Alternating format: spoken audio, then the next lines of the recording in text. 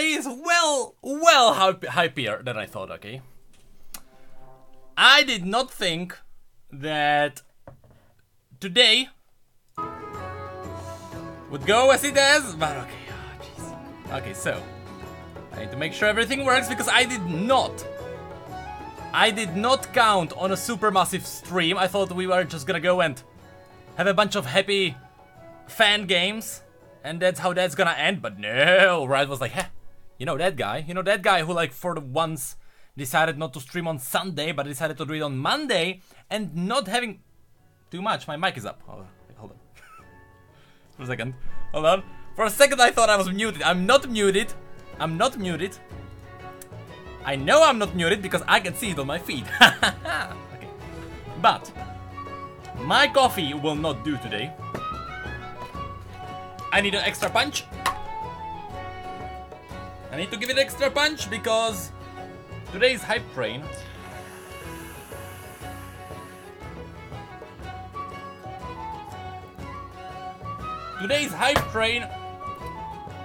can't go further. So I will lower that. Hello everyone who's joining, because today will be something. And for that, whoop, I will stop the music because we will read. Hold on. If I put my mic here, is that fine? Can you hear me just fine? If the mic is right there. Best Volk. Is it Best Volk? Or is it Best Volk? Thank you for a subscription. I really appreciate it. Have a hearty hello. Where is it? Where's my hearty hello? Where's my hearty hello? There it is. I believe. There it is. Enjoy our mediocre emotes. Okay. So, what we're gonna do is that we are gonna read the Darkin lore. Now, here's the thing. There's a lot of lore, okay, to go through. But, on top of that, there's the thing of me being awful at reading stuff live, okay? Not only am I awful at reading stuff aloud, I am also dysgraphic and dyslexic, as I say every time, which means that I will mispronounce stuff just because my brain wills it. Thank you for the sub, Aatrox. Is it Ashers or is it X Asher X? Either way, have a hearty hello on me. There you go. There it is. Wait, hold on. There's also Emergency Winter. Emergency Winter as well. Both of you guys did subscribe with Prime. I'll also give that. Did you guys know that if you actually subscribe with Prime, if you connect your Amazon Prime to Twitch Prime, you get a free subscription and you can give those monies to anyone you will to give it to. That sentence didn't make sense. It doesn't have to if you have Prime. Amazon will sort everything for you. Okay. First of all, I need music. I need music, and for that I will do. Also, hold on. Cat is scratching on the door. I need to release the cat. God dang it. God dang it. Oh. Yep. There it is. Cat has been released. Cat has been released. I repeat, cat is now out. Okay, so cat is now in the room. Darth Vader mask is now out of the way. Hello, Darsoul. How are you doing? Oh my god, did we get another one? Was it Gerbog? Did I miss Gerbog? Did I miss Mr. Gerbog and his subscription? Or will it appear? I don't know in which order. We got a lot of followers, which means it might appear later. But thank you for your subscription with Prime as well. I really appreciate it. I'll give you a hearty hello. But I need Blicker. I know exactly the kind of music that I will want to use on this stream. Is that too orcish? That's too orcish, is it? I wanted to use Actually, it's warlike. And yes, we usually do have a sub goal of 1. Who subscribed? I totally missed someone who's hold on, no, was it? No, never mind. Wait, hold on, there was also Cats and Chaos. That's a really cool name. That's a really cool name. Did I miss you? I think I did. Thank you for subscribing as well. You're also awesome. And have a hearty hello on me. And also enjoy our mediocre emotes as well. We didn't even start. Okay, I will use this battle song. will also loop it, so... You guys! We didn't even start! Galvorn! Thank you so much for your Prime! Have a hearty hello on me. And guys, Prime is such a wonderful thing. Feel free to give it to anyone, not just me. But I still appreciate it, thank you so much. Okay. Okay, so what we're gonna do is that... Again, I'm gonna say it now. I am bloody awful at reading stuff aloud, and I really mean it. I will pronounce stuff a lot, okay? I just want everyone to know that is gonna happen, okay? So we are gonna have a look at, now, where the heck do we... Oh my god. I don't wanna look at that spoilers, isn't it? The Great Darkin War, holy crap. I don't wanna... Oh my god, I am hyped. I am hyped. So are we gonna start with... There is a short story called Cage. I think it will be Aatrox, as we fall, obviously. Okay, so there's Twilight of the Gods. That's like my... Oh, it's by Graham McNeil! This is gonna be insane. Graham McNeil. Oh, this is gonna be good. So, I think... Legend of the Darkin. God dang it, where do I start? If I do... Okay, no, if I just reload the page, go to feature. What is the first one? The first one that appears is Twilight of the God. Nah, just from the first sentence, I think we have to go with Aatrox. Lindsay-o! Did it appear yet, or will it appear now? Yeah, no spoilers, okay? So we'll have a look at Aatrox then. Let's start with Aatrox. Okay. I'm just waiting if that $2 by Lindsay, if that actually came through or not.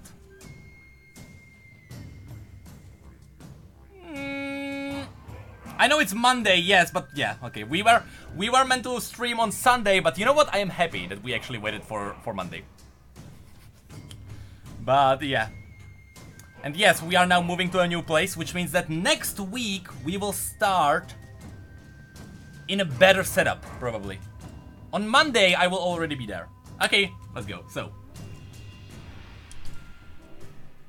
whether mistaken for a demon or god, many tales have been told of the Darkin Blade, but few know his real name or the story of his fall. I guess that is what we will learn right now. In ancient times, long before desert sands swallowed the empire, a mighty champion of Shurima was brought before the sun disk to become an avatar. An avatar for now forgotten celestial idea. Hold on a second. Remade as one of the Ascended. His wings were the golden light of dawn, and his armor sparkled like a constellation of hope from beyond the great veil. What? No. Was Aatrox Shuriman? No, it's someone else, right? Someone else. Aatrox was his name! What? Okay.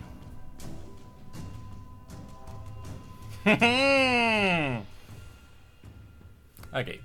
He was at the vanguard of every nobile conflict. See, that's exactly where my reading will screw up. So true and just was his conduct that other god warriors would always gather at his side. So he was the leader then. And 10,000 mortals of Shurima marched behind him. When Setaka, the Ascended warrior queen, called for his help against the rebellion of Ikathia, okay, Aatrox answered without hesitation. So we need to rewrite our timeline. So the Darkin, see exactly my reading. So the Darkin came after Ikathia then. Or at least, sorry, no. The Darkin probably didn't even exist then. I guess we'll learn now. But no one predicted the extent of the horrors that the rebels would unleash. The Void quickly overwhelmed its Ikathian masters and began the grinding annihilation of all life it encountered. You know that? After many years of desperate battle, Aatrox and his brethren finally halted the Void's perverse advance. See, sometimes there are words that I don't know. and sear the largest rift shut. Okay. But the surviving Ascended, the self-descended Sunborn, had been forever changed by what they had encountered. So that was in the Icathian story. That was there. The winged guy. Whoa, that was an Aatrox, was he? The winged guy at the end of the Icathian story. Through Shurima, though Shurima had triumphed, they had all something in their victory, even noble Aatrox. So Aatrox was lost. Was it Aatrox? No. Hold on, Dumari. No, we need to slowly go through this. No. Okay. And in time, Shurima fell, as all empires must. Oh my god, I know exactly what is gonna happen. I know exactly what is gonna happen. They are gonna revive the dead Shurimans who fell during the fight against the Void, and they turn them into Darkin. It's gonna be the Fallen. Oh my god! Oh my god! Okay. Without any monarch to defend, or existential threat of the Void to test them, Aatrox and the Sunborn began to clash with one another. Oh wait, so he didn't. Oh. Okay. And eventually this became a war for the ruins of their world. Mortals fleeing the conflict came to know them instead of venues. What? Wait, what? So they became Darkin.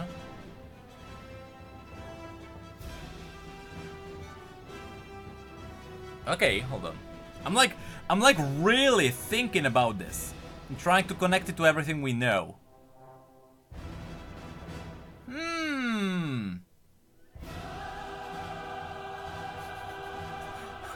I'm gonna probably lower the music a bit. Because, okay, let's think about it again, just quickly.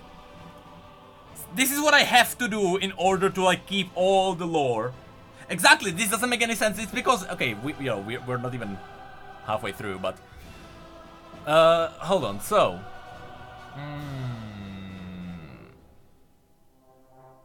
so they closed the biggest rift, but the surviving Ascended, the self-described Sunborn. So the Sunborn are the Ascended that survived the fight against the Void. Had been forever changed by they had encountered. Yes. Though Shurima had triumphed, they all had lost something in their victory, even noble Aatrox. Okay, so they didn't. Okay, so they didn't like straight away die. But okay, I know. Okay. And in time, Shurima fell, as all empires must. Without any monarch to defend, I get that, or the existential threat of the Void to test them, I kinda get that. Aatrox and the Sunborn, meaning the Ascended that survived, began to clash with one another. See? And that led to the ruin of the world, mortals fleeing the conflict, and oh, that doesn't make sense.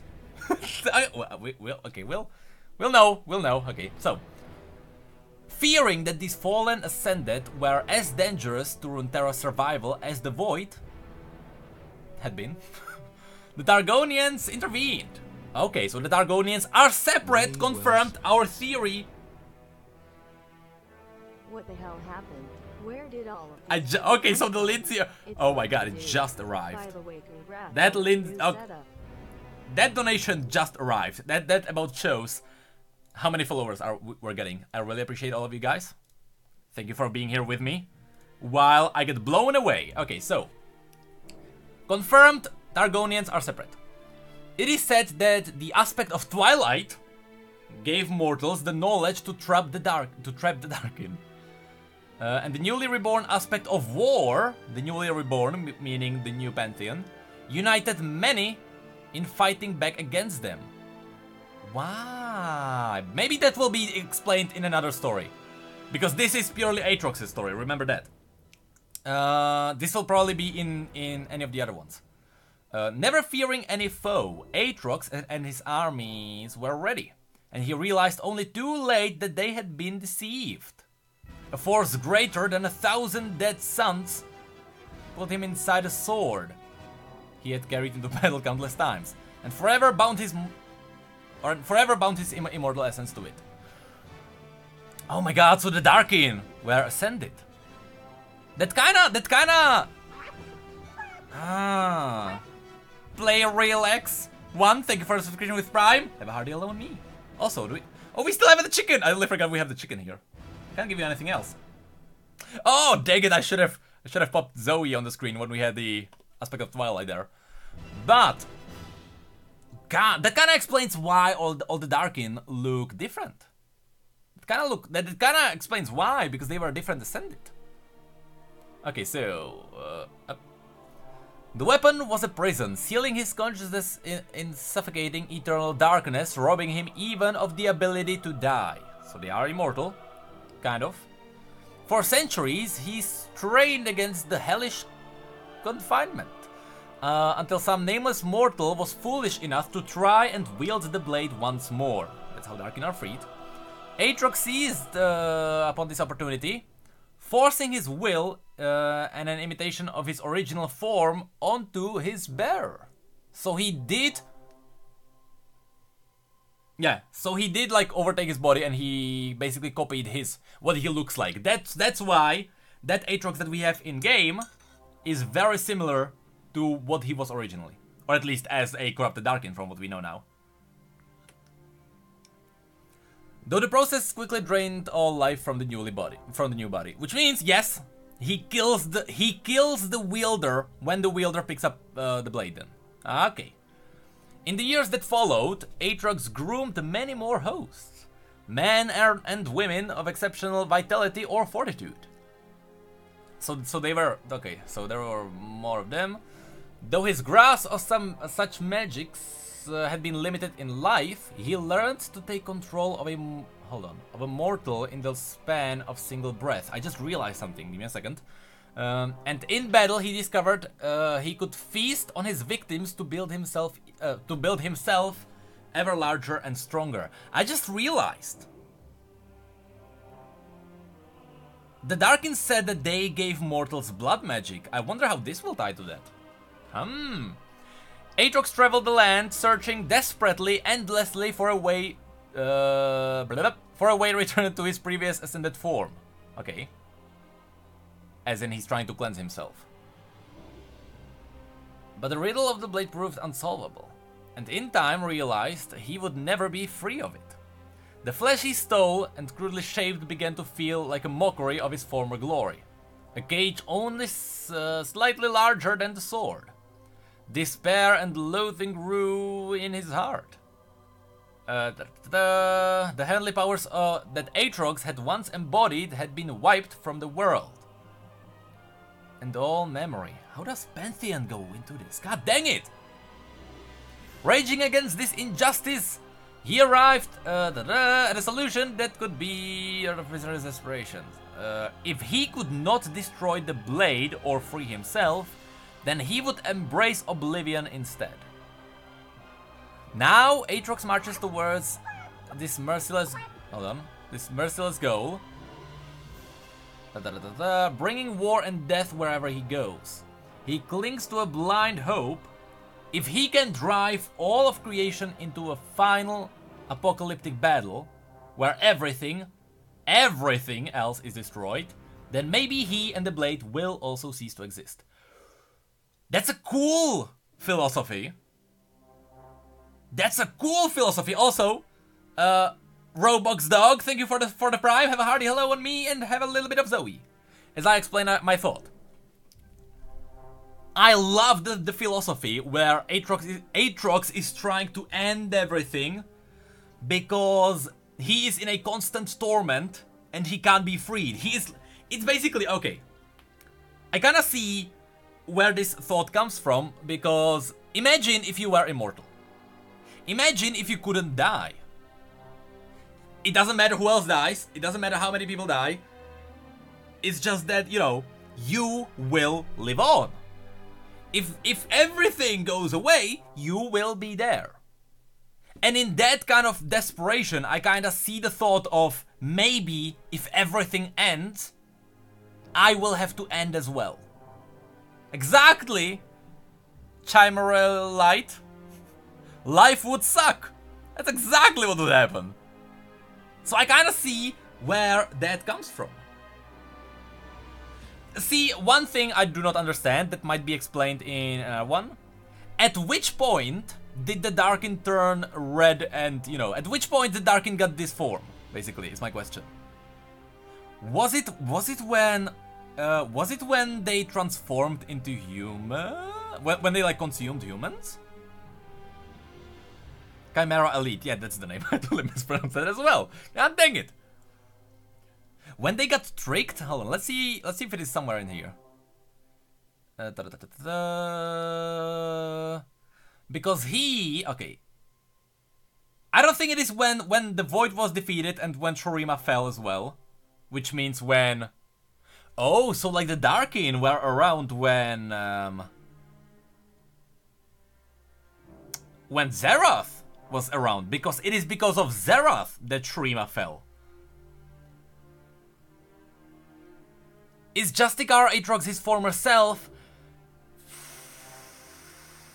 See, partially. Because even here, when he got when he got ascended, it says his wings were the golden light of dawn, which means when he ascended, he had wings. He was an angel, right? But he was a Shuriman angel.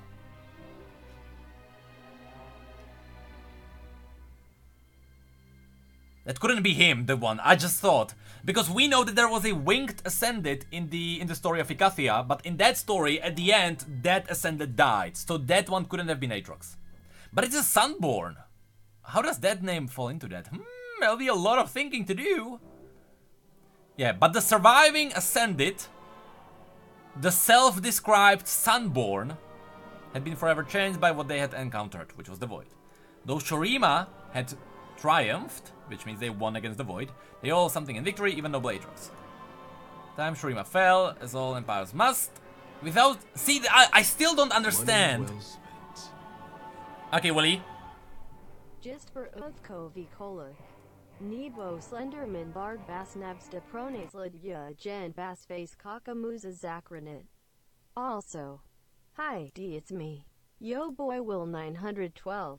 Fear me and have fun, or I will keep losing in bronze. Thank you, Willy. Try if you donate, try not to type in check there because the text to voice will definitely not pick it up. I still appreciate it. And also, I don't know what to say. Thank you, I appreciate it. Okay, hold on. Back to this. Where was I? See, I do not understand one thing. Your Darsol, your donation will come. It's just because we're getting freaking bombarded by followers. I still appreciate every single one of you guys that followed. So if you donate, it will take a second till it gets through all the follows, but it will get there. But I kinda...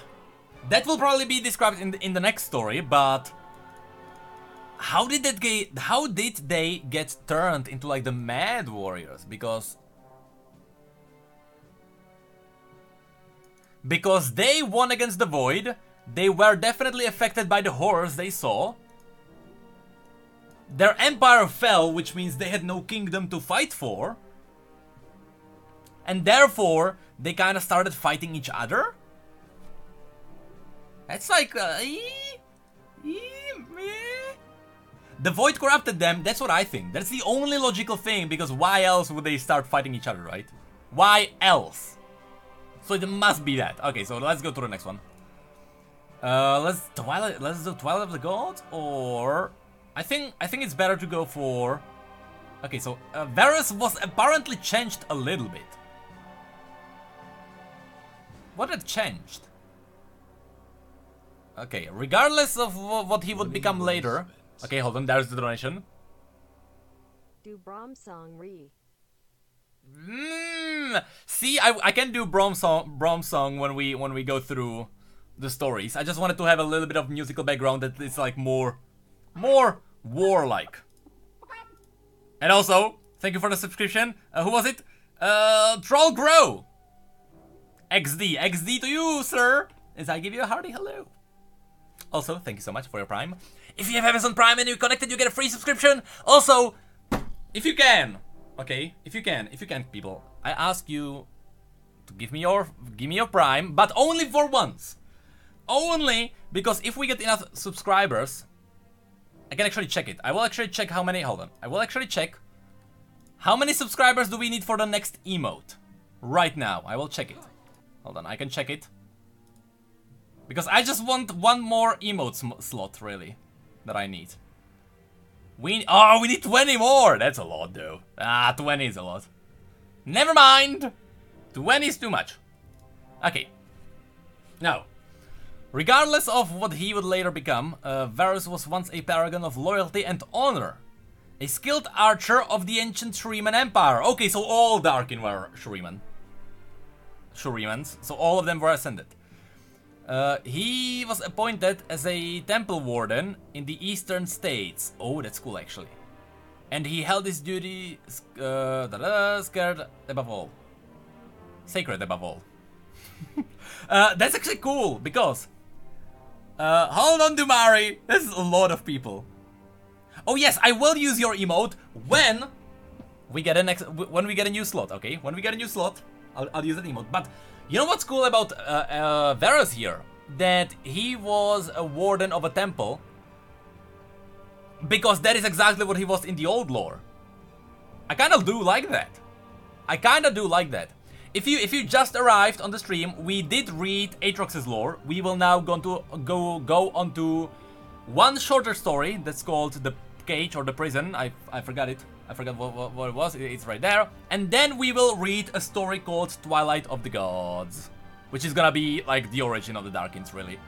But during the early stages of the war with Icathia, even though it lay far from that cursed place, Varus's homeland was attacked. That's exactly what happened in his old lore and what people complained about. So if that comes back. While other wardens abandoned their posts to join the defenders of the outlying villagers, will he do what I think he will do? He alone remained, screaming in anguish with every arrow he loosed. For he had chosen to uphold his oaths rather than return home to protect his own family. Oh. Emissaries from the Ascended host would found him kneeling in solemn meditation amid the corpses of his foes. So he, like between the void creatures. It was said that his cold gaze unsealed even the god warriors themselves, and yet, in recognition of his noble sacrifice, Varus was offered a place in their ranks. Okay, so the Ascended. Okay, so he wasn't Ascended. He was just a warden, so they accepted him, even though he wasn't.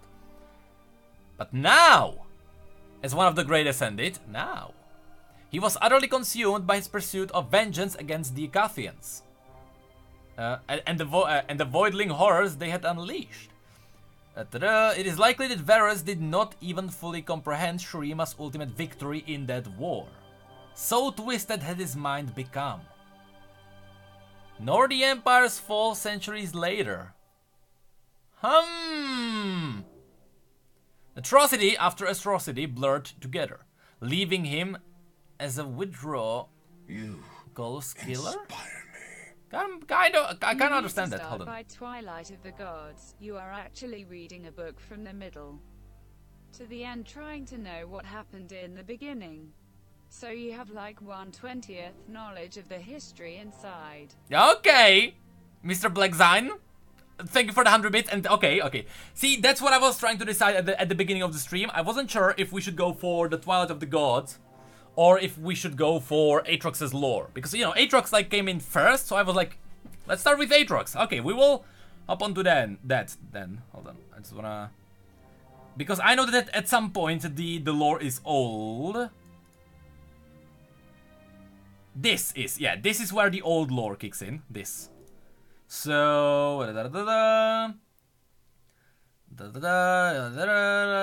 Yeah, he's angry, yada yada yada, atrocity after atrocity, yada yada yada, reshaped and sent into battle countless times, yada yada yada.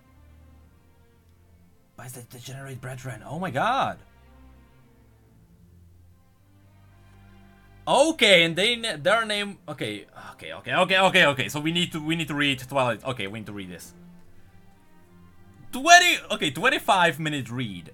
Oh, we will be here for a while, and I hope you guys don't mind my awful reading, because again, if you guys do not know, for those of you who arrived, I am both dysgraphic and dyslexic, which means I am an awful reader when it comes to reading aloud. I am awful at it. So hopefully you will accept that, for at least I can offer some lore knowledge behind that. So, they came to a dead city in the mountain's shadow under cover of night. Okay, that kind of starts like abruptly. Battle hosts of 1,000 warriors, each bearing bloody totem that told of the ancient lineage of the Sunborn Ascended who led them. Again, we know that the Sunborn were those who fought against the Void. Ta-da. The city and the bones of its people had long ago become one with the desert, and it was impossible to tell ash and bone from sand. Only its tallest towers remained above the dunes, broken sprites that sung mournfully when the wind blew from the realms beyond the mountain.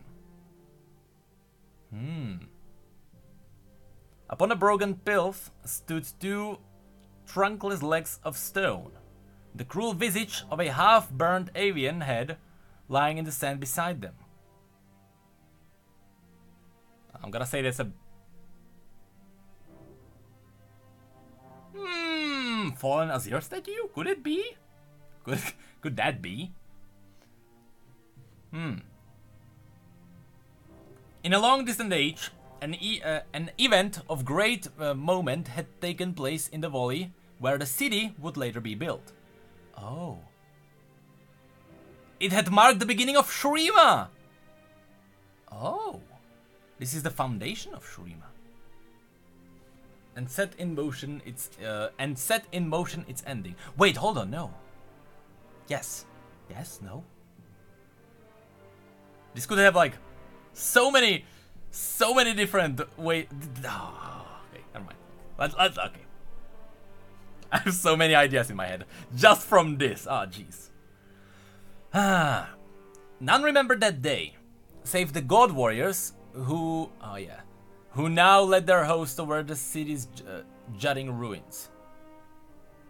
Those same God Warriors had put the citizen to the sword in the wake of their emperor's betrayal. And with its people murdered, they had seen the city burned and its name hacked from every stele and obelisk that remained standing. Huh. I'm sorry for all the pauses. Read Origin of the Darkin before you continue with Aatrox. It explains what happens to the Ascended. Oh, this probably was... Hold on. Oh yes, this actually came before. Yes, don't worry. No, yeah, thank you for the $4 as well. But yes, okay. That actually came before the bits for some reason, but it only appeared now. But yes, we now know. Okay. Okay. Okay. Yet these acts of extermination were for naught but futile spite. Futile because the child who had been taken as a slave from this city was long dead, and in life had no use for memory of his birth. I'm trying to like figure out who are we talking about here. Okay, maybe I'm... Okay, hold on. His act has destroyed the Empire and sundered their brotherhood. And the God Warriors burned Narizamesh, I guess. And its people to ash. Okay. I'm gonna stop here because there is a break here. By the way, thank you to USB23 for a subscription. And Silua42 for your Prime. I really appreciate it. Both of you guys have a hearty hello on me and enjoy our mediocre emotes. So, okay, I'm giving you attention, Dumari, now. I want to ask you guys. Did I miss when this happened? Was this like... Is this actually happening before that? Or is this actually about Xerath? Is this actually about Xerath? Okay. Because as it was here. Okay, hold on.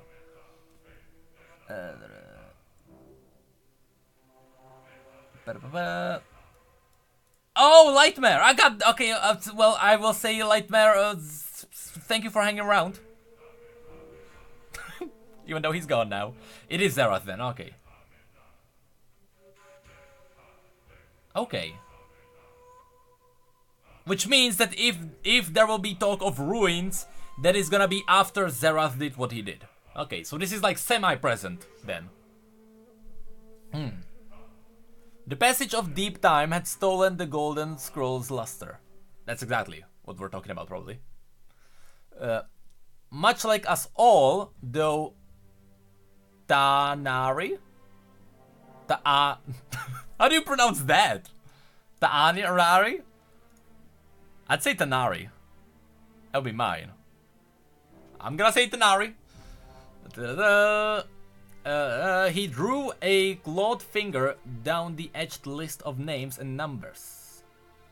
A meticulous record of dice from the newly established trading port of Kazun in the north. Newly established. Kazun had been a city of men for centuries. Their savage tongue already debasing its name into something new and ugly. The scholar might have found the scroll's contents interesting. Oh, this. But the only worth it held for Denari was the tangible link it provided to a time when the world made sense. Hold on. So this is after Xerath, right? Hold on, let me go back to this. Because he drew his clawed finger though. Clawed finger? I will do, obviously, yes, I will do a video on the Darkin, don't worry. Do not even worry. It is during, okay, so it is during the Darkin War, so after Xerath. Okay. Okay.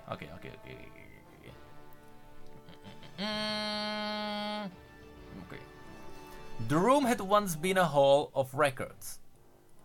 Its marble walls lined with shelves and stacked with scrolls recording tributes due to the Emperor. Accounting of his wars and long list of his deeds. It had been a cavernous space, but the roof had carved in centuries ago. Oh, sorry, the roof had caved in centuries ago, and the sand filled most of the subterranean space. So yes, this is obviously after the ruination. He felt a change in the air and looked up from his studies. Misha stood in the doorway. So these are like Tomb Raiders. Dwarfed by its dimensions, though Denari's black-furred skull would brush its intel? Black-furred skull? Are we? Who are those guys? Where he's still able to stand upright.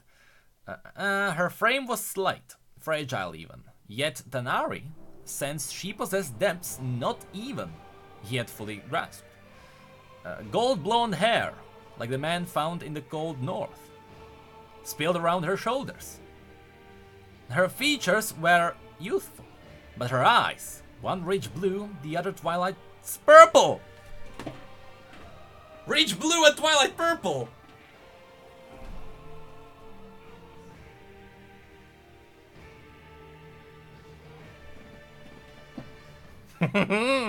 Okay. Was she blonde? I thought she was like redhead. Is Zoe actually blonde? Okay. Held wisdom beyond her years. Okay. Okay. She wore thin silks, colorful and entirely unsuited to the desert, tied at the waist with a thin rope, from which hung a single golden key. See, no meeps. You can notice that in game Zoe actually doesn't have a chime on her belt, but in the splash art she does. And my neighbor is drilling. Hopefully you can't hear that. This is gonna be awful if you can hear it. Can you actually hear it? No. My neighbor decided to drill. Just... Okay, now it's gone. Okay. Da-da-da. Hold on. A vivid pink scarf coiled around her neck, and she twisted its tassels and through her fingertips. It must be Zoe's. Zoe, right? Button Zoe? Oh, Aspect of Twilight button Zoe? They are here, she said.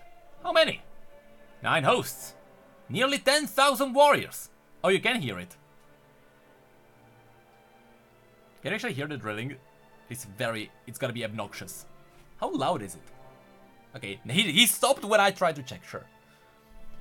Denari. Oh, wait, so it's Denari. Okay, so it's Denari. So it's not Zoe, obviously. Obviously, because it's a different name. Okay, you can't hear it, that's fine then. That's fine. It's gonna be obnoxious just for me. But Denari nodded, not drawing his tongue over his yellowed fangs. Which means Denari is not the aspect. It's the other one. The other name. More than I expected. She shrugged and said, they all need to be here. Too much blood has been spilled over the centuries, he said. Too much hate unleashed. The idea that there could be peace between us in anathema. Too many of them. is anathema too many of them? So it's Misha. Misha shook her head at such foolishness. So many have already died in this endless war. You've managed to kill more of your kind than even the abyssal horrors did. See, who's the other guy? What do you mean, Fangs? Is he ascended? Then? Rebuke of her flippant tone died in Denari's sick tongue. She was right after all. And wasn't that why he had summoned his skin? Oh. What do you mean? Listen, hold on. Yes, I am listening. See, I thought like there's gonna be a Vastaya, but then I thought like Vastaya could be in Shurima, because I believe. Hold on, they are definitely. One guy is a Darkin, the other is Aspect of Twilight. The other is the Aspect of Twilight working with him, but he doesn't know that though. That could be. Oh, Denari AA. That is freaking clever. Yeah, the Aspect of Twilight undercover, that would make sense. That makes sense. Yeah, because this is like, you know, Romeo and Juliet, even though like not really, but you know, they are two against each other. They're like from two different separate, what do you call them? Not even clans. I don't even know how I would separate the original Shurimans and the Sunborn in this case, not the Darkin, the Sunborn. Okay. Or maybe actually they are Darkin at this point already. Where was it? Okay. Oh, the moment Azir fell, a war between the Sunborn was inevitable, said Denari, putting aside the scroll and rising from his study of ancient history. With him gone, the scale of our ambitions was too great for any one of us to lead. So many visions of what the future needed to be, but all of us too broken to realize them. Then perhaps you are not so different from mortals after all. Once he would have killed anyone who voiced such a thought. But the centuries of war and the colossal scale of the slaughter they had unleashed was testament to the truth of it. Okay? Was it Spikert? Was it Sly Spikert? I guess it's Sly Spikert. Thank you so much for a prime! And hold on, who's the other guy? It's Jokey! 157, thank you guys so much for your subscriptions. The Hardy Alone me. And you know what? We all know who we're dealing with, right? We all know who we're dealing with. Okay.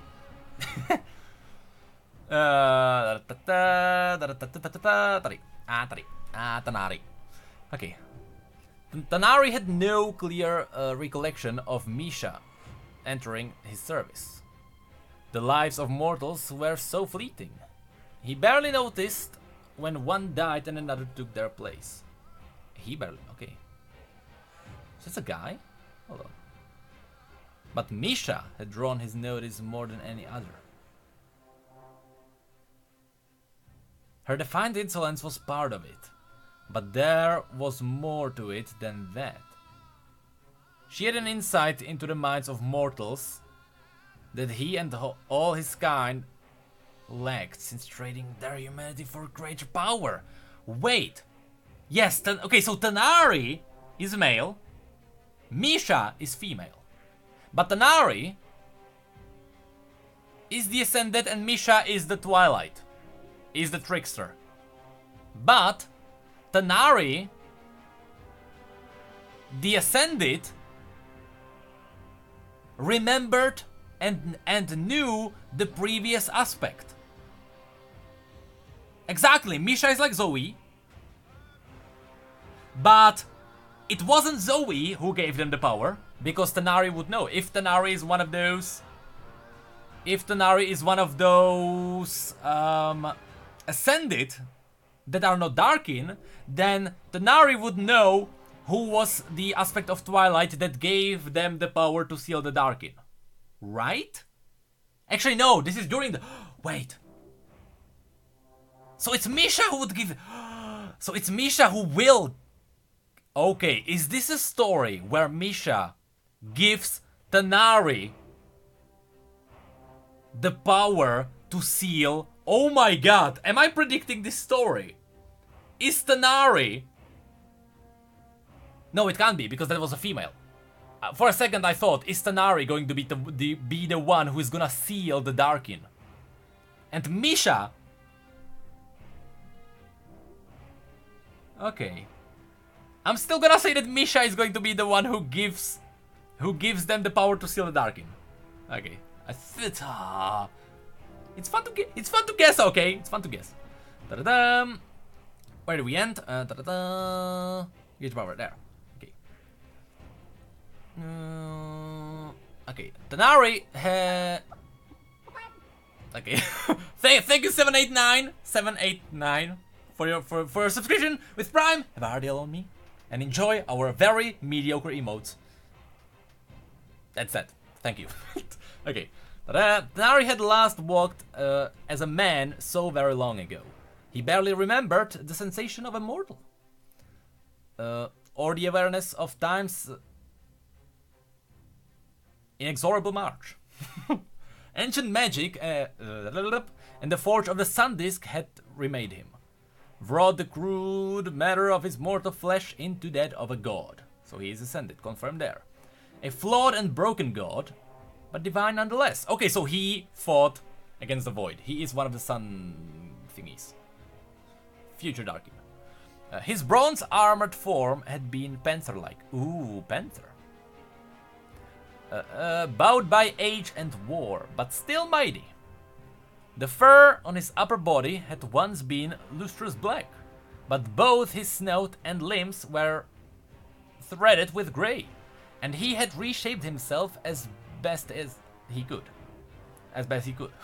Denari's gaze had cowed entire armies, but one scared socket now contained a scared ruby. Wow. It's like, it's getting too close to Rengar there, but okay. Yeah, but okay. The other Acylite Ember Eye. Rumi with despair. That's a word that I actually don't know. Rumi? That word. His spine was twisted after an axe blow taken during the battle of River Khalik. That we don't know. New event that we don't know. The Battle of the River Khalik. Possibly, we know that Riot likes to stick in stuff from the past, so they might use this in the future. Likely. A blow so fierce that not even his fiery regenerative powers had been able to fully undo the damage. He lifted a weapon from the table, a magnificent four-bladed Chalikar!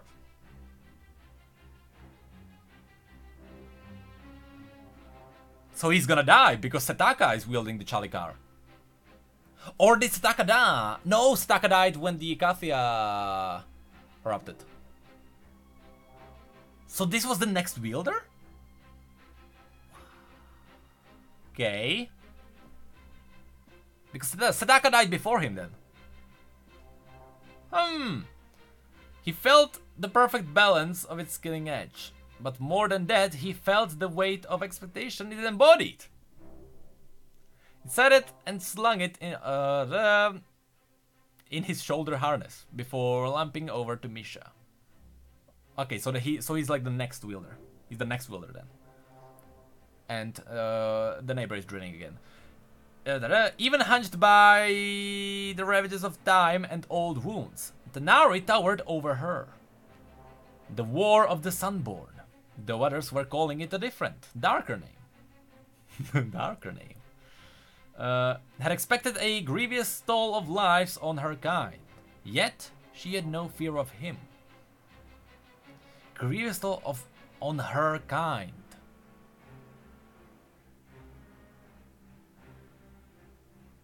That is strange. Strange twisted around. Okay. Sometimes he sensed a measure of pity from her. At other times, a withering contempt. She placed a tiny, hairless hand on his massive, pawed fist. You are still a god warrior, Denari, she said. Remind them of what that once stood for, and you will win them over. And if they don't listen, she smiled. Simple. You kill them all. That's so like freaking the trickster. But what is her kind then? She's an aspect. So the Battle of the Darkin was really a battle against it was the Battle of the Sunborn, or the Darkin, you know, against the aspects then, not like the rest of Shurimans. Or maybe it was Shurimans and aspects together. That makes sense, because the aspects gave them the power to do that.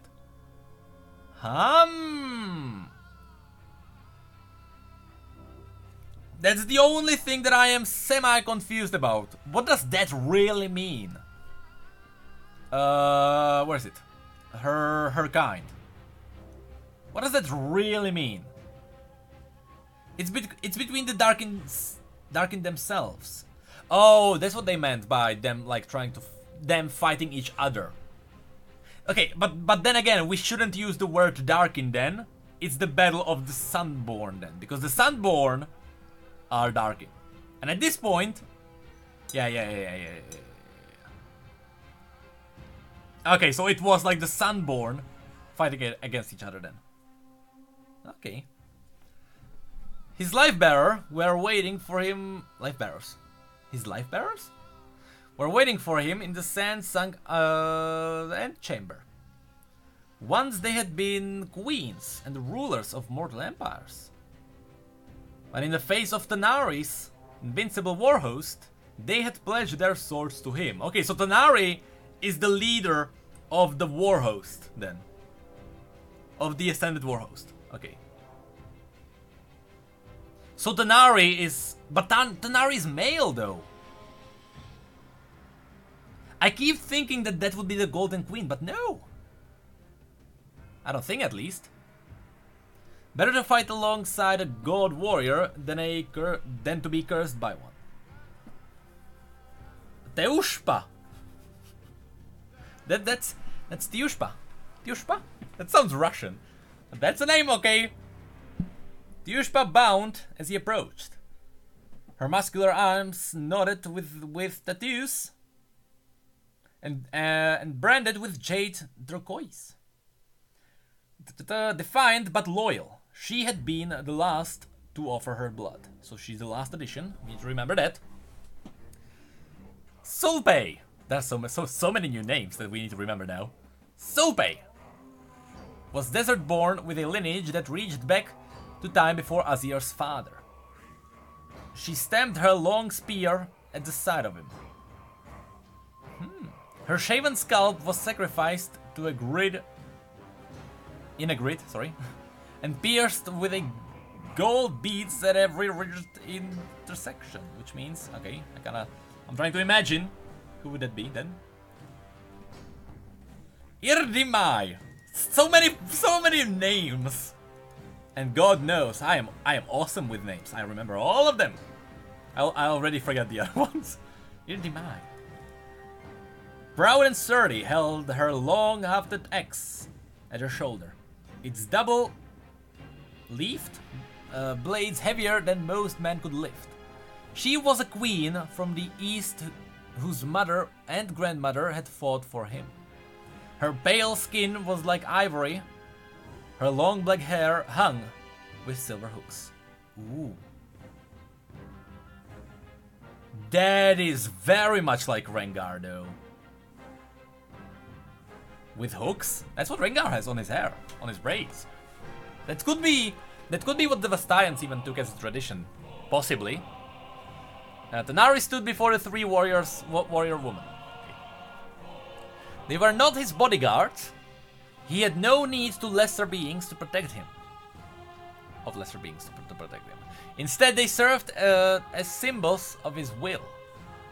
How he could dominate proud warriors who wanted him dead. And were skilled enough that they might actually be able to hurt him. His brothers and sisters of the Fallen Brotherhood would bring their life bearers too. But none were so fierce as his. Okay. Even so, none of the women looked him in the eye as he spoke. To meet the gaze of a god warrior was to die. So they were not ascended. They are all like queens then. Of different parts of Shurima. Okay, makes sense. Are we actually wearing the same shirt? Yeah. Bioshock. Okay.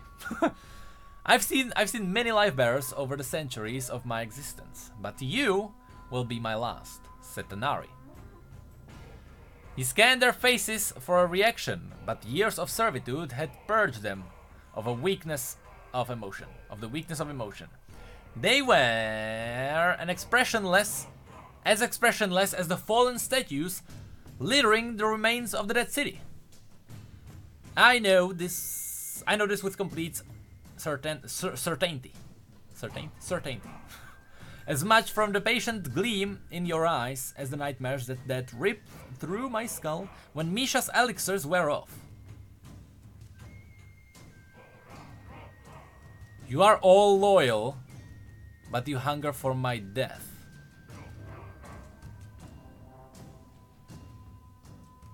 What was that about Misha's elixirs?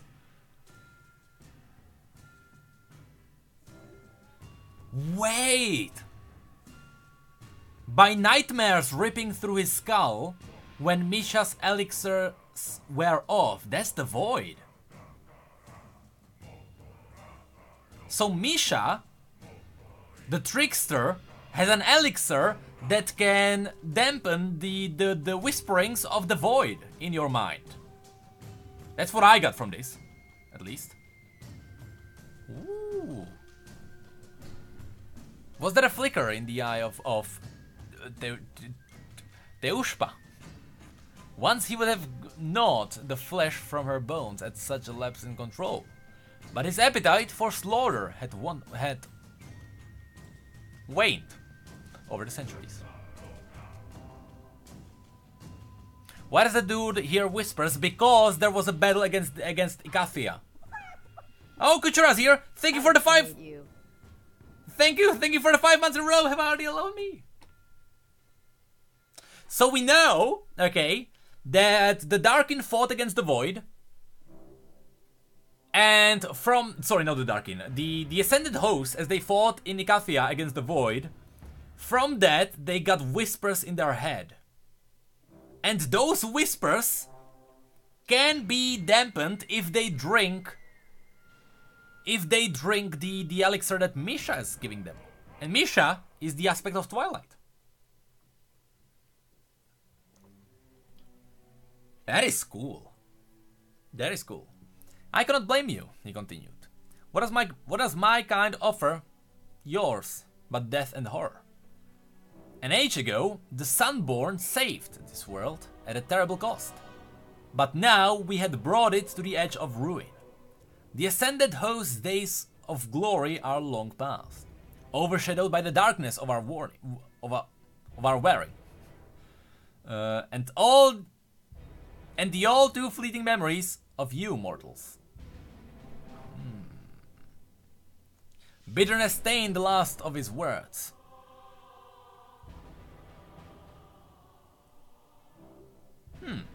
tempered only by the knowledge that he and his brethren had brought this upon themselves. Okay.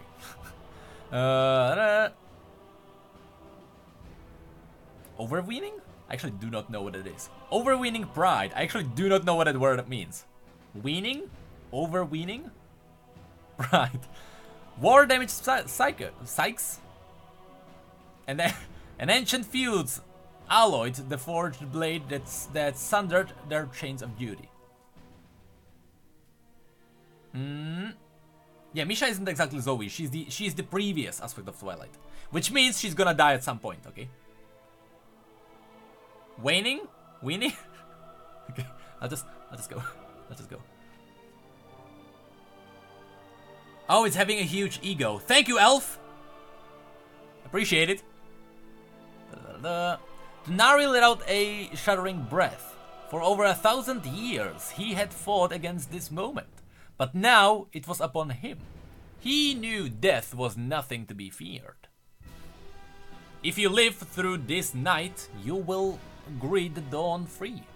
When the sun rises, return to your people and tell them what you saw and heard here. He turned away. Misha, is everything prepared? Yes, they are waiting in the amphitheater. Denari nodded. Then let us end this. Okay, so big war is happening then. The big battle or something. Or perhaps the sealing is happening. Okay. Thank you! Take it! Chrono, for your subscription with Prime! Guys, there's a Prime, it's a thing. I told you like a million times. Yeah, that's a thing. I still appreciate it. Have a hearty hello on me and enjoy our mediocre emotes. Okay. I think Tarso wanted to say something probably. But Elf had none of that. Oh wait, he removed the timeout. Never mind. Okay, let's go. The space had not been designed as an amphitheater. It had served as... Alright. It had served as Nerizamesh's marketplace. But the Nari's... But the Nari's slaves had carved it from the desert's embrace. And his magic had shaped it with heat so intense that it vertified the sand. Now it was an area of blown glass. A Cylindra of smoky black, sea green, and luminous iridescence. Its surface... I'm thinking, sorry for stuttering here, I'm just thinking if this wasn't in a previous story. I don't think so though. Glow that was blown by... Its surface captured the soft moonlight and reflected it back in floating veins of silver.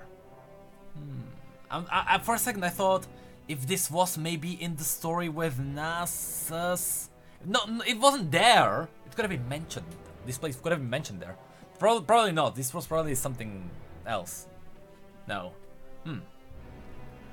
The Narvi entered through a seeping arc shaped like a frozen instant. In the life of an ocean wave. Oh, that's what the sentence meant. Tension thickened in the air, and was only to be expected when the gods gathered their battle hosts. So there was multiple gods and multiple battle hosts. I understand it. 10,000 men and women filled the tired heights of the amphitheater. The champions of the god warriors assembled below. No blades were bared, but all were ready to unleash an orgy of slaughter at their lineage's command. Thank God for the end of that sentence. Denari swept his gaze around his fellow Sunborn, brothers and sisters, once united by unbreakable bonds of love and duty that were, in time, revealed to be as brittle as glass. Unimaginable power had wrought their bodies, drawn from a realm beyond comprehension to sculpt their mortal flesh in ways none living now could recreate. Okay, so when... Oh, so they were turned into like Darkin-ish forms. So when they fought the Void, they did get corrupted. Their bodies were corrupted then. But all our minds are still mortal, he thought. And shockingly weak. Yeah, the Sunborn are Ascendants, and the Sunborn are the Darkin.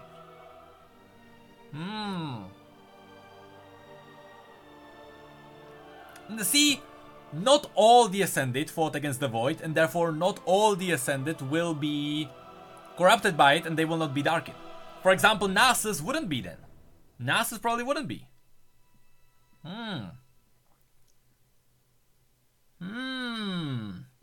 Okay. Cyphax's gaze offered understanding. Zigendis radiated disgust. Zuyan seethed with outright contempt. And it had been Zuyan's ex that crippled Denari at Kalik. Oh, so it was... Okay, so the Ascended... Okay, I see. They followed each other there. Yeah. The Chelonian-headed god... Chelonian? Or is it like Kelo... That. God warrior spat on the ground as Denari limped to the center of the amphitheater. Shabaka and Shabake... Yes, that's them. The raven-feathered seer twins did not even look up.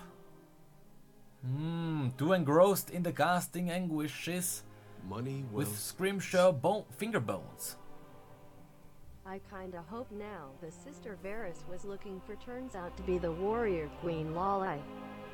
Still wanna think though Aatrox was more than a Sunborn cause he seemed to know a lot of Targon's inner workings. There are so many possibilities, to be honest. Sir Nonsense, thank you for the $5. I really appreciate it. You are awesome. There are... we will need to do a lot more digging after these stories. Chelonian, or Chelonian, is a turtle. Oh, thank you! Thank you, Zarais. Okay, so it's a turtle. It's a turtle guy. And thank you. Again, thank you for the $5. I really appreciate it. And we will have to read through all of those stories again, because there is a possibility that all of the older characters might now become Darkin. So we will have to go through a lot of them. Okay. And, okay, 2 raven-feathered twins. Raven-feathered twins! Come on, that must be the guy from the end of Icathia, right? Can't be, because he died. Valiva watched Denari with the same haughty disdain that her brother always did. The one member of their sundered fellowship he was relieved had not attended. Kebotaru, the wolf, packed back and forth. Okay. Impatient to be done with this conclave. His battle host ravaged from far north and the lands over the western seas. Of all of them, how did I call him before? Is it Sebatu or Kebatu? It's probably like Cerberus. It's Wolf. Kebatu was closest to breaking the bloody stalemate. So many names, god dang it. Neganeka? Neganeka. Okay. Neganeka it is. Of Zorita, I know that name from somewhere. Watched from within her hooded skull. A long scaled robe draped over the coiled length of her body. Her venom blinded life bearer stood ready to convey her words. Should she actually die into other any? None of them had heard her sibilant whispers in over 500 years. Okay, hold on, because where did I hear Zorita? I heard that name somewhere. I heard that name somewhere, and I don't know where.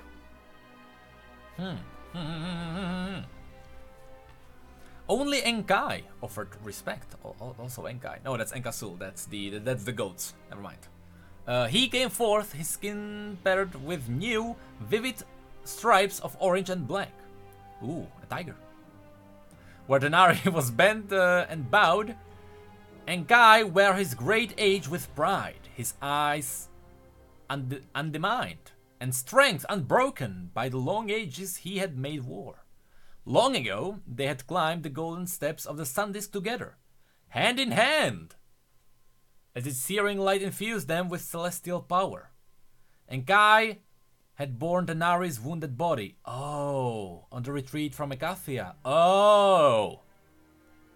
Fought as his brother in the mud at Kalik. And faced him as an enemy at the glacier port. Okay.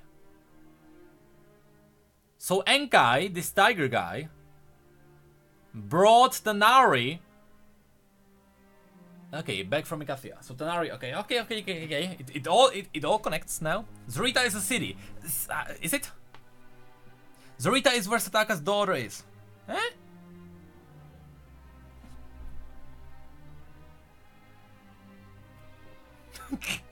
Okay. Now,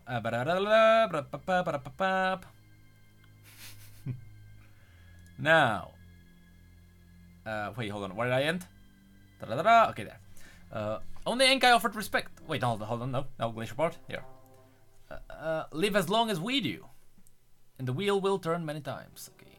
Enkai took Denari's paw in his. Denari, Enkai. No more needed to be said. The span of many lifetimes worth of experience, joy, loss and heartache were contained in their exchange of names. So they were lovers, I assume. They were beings raised up as gods. I don't know why that took me a while. Inconsequential words were beneath them. Enkai's eyes narrowed as he caught sight of the weapon slung behind Denari's back. He opened his mouth to speak, but Denari gave an imperceptible shake of his head. I hope you know what you are doing, Enkai murmured, returning to his place at the edge of the amphitheater. Obviously she has the Chalikar, remember? Denari has the Chalikar. Denari took a breath. He had rehearsed this moment many times over the years. Understanding that a single wrong word could end this before it began. His kin were god warriors, and had all the haughty arrogance and quick temper common to common beings of such ago.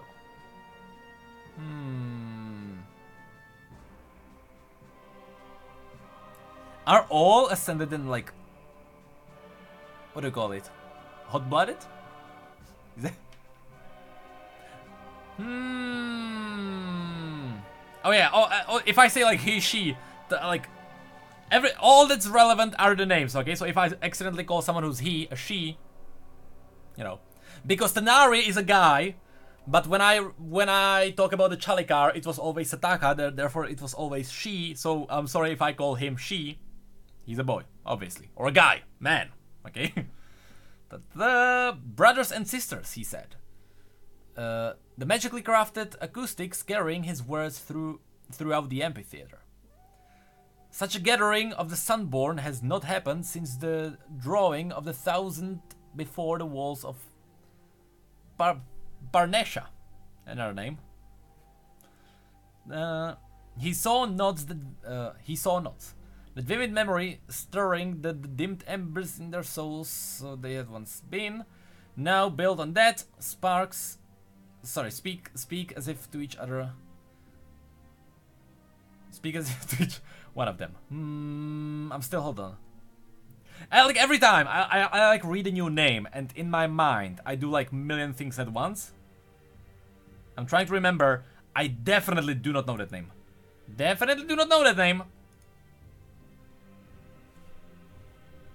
Because Nasus, like, in the Bloodline story, Nasus dropped so many names. I'm just trying to connect all of it. Okay, never mind. Ta-da! I look around and I see power, he continued. Every word delivered with passion and belief. I see gods where once walked mortals. Beings of noble aspect, mighty and worthy of devotion. Some call our ancient brotherhood sundered. They use the ancient tongue to name us Darkin. Okay. Okay. But to see you here gives the lie to that word. Gives the lie to that word. Okay, so this portion, these Sunborn, they are the Darkin. Okay. So it's not like these will be like, okay. Okay. Denari paused, letting his flattery wash over them. It would be empty to most. For chores of tortured subjects sang praises day, night to them, on pain of death. But it might open enough to the rest of them to be won over. Okay, so it's...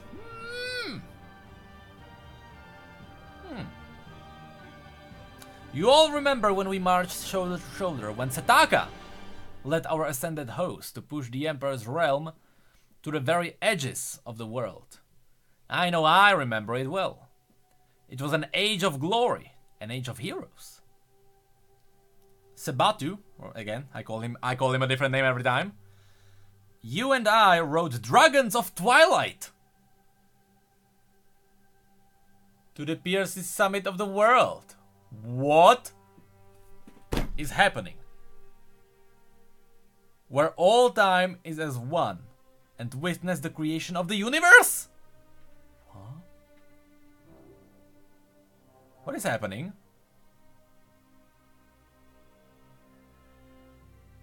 Wait! They wrote Dragons of Twilight?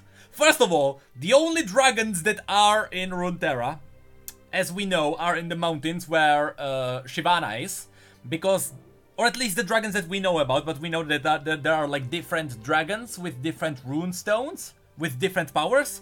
There are the fire dragons, the water dragons, the air dragons, just like in the game. There are dragons around the world with different dragon runes, okay? But Dragons of Twilight. Multiple Dragons of Twilight. Means Aurelian is not alone. I can't think of anyone else but Aurelian to be a Dragon of Twilight. And creation of the universe. This is kind of heavy. This is kind of heavy on my mind because Jesus, I need to like... God dang it. Oh my god, Aurelian siblings. Oh my god. If the other dragon is still behind the void, and our old theory of Aurelian's sibling being on the other side of the void, if that comes true, I will be blown. I will be blown.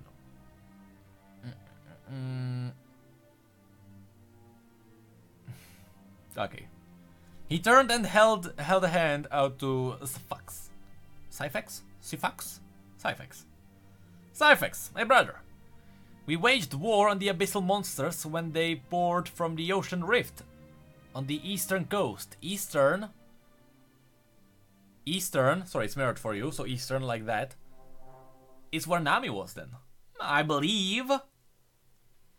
We fought for 10 days and nights, to the very limits of endurance, but we drove them back.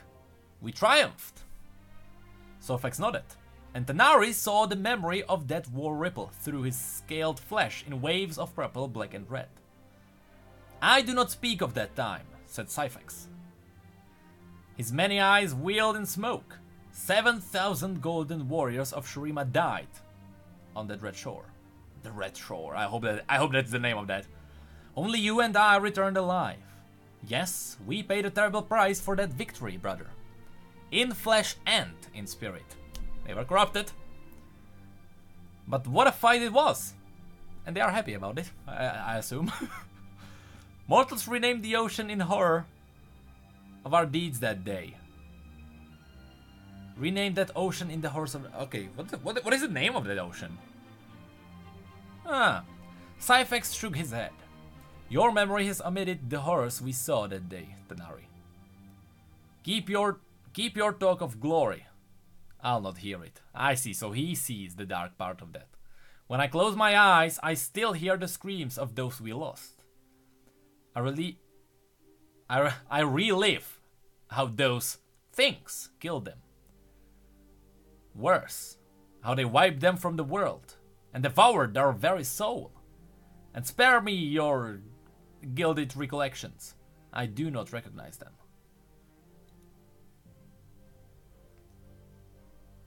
So what happened to the aspects that died there then? Were their bodies not taken over? Because the Darkin then are those who survived. What happened to those who didn't survive?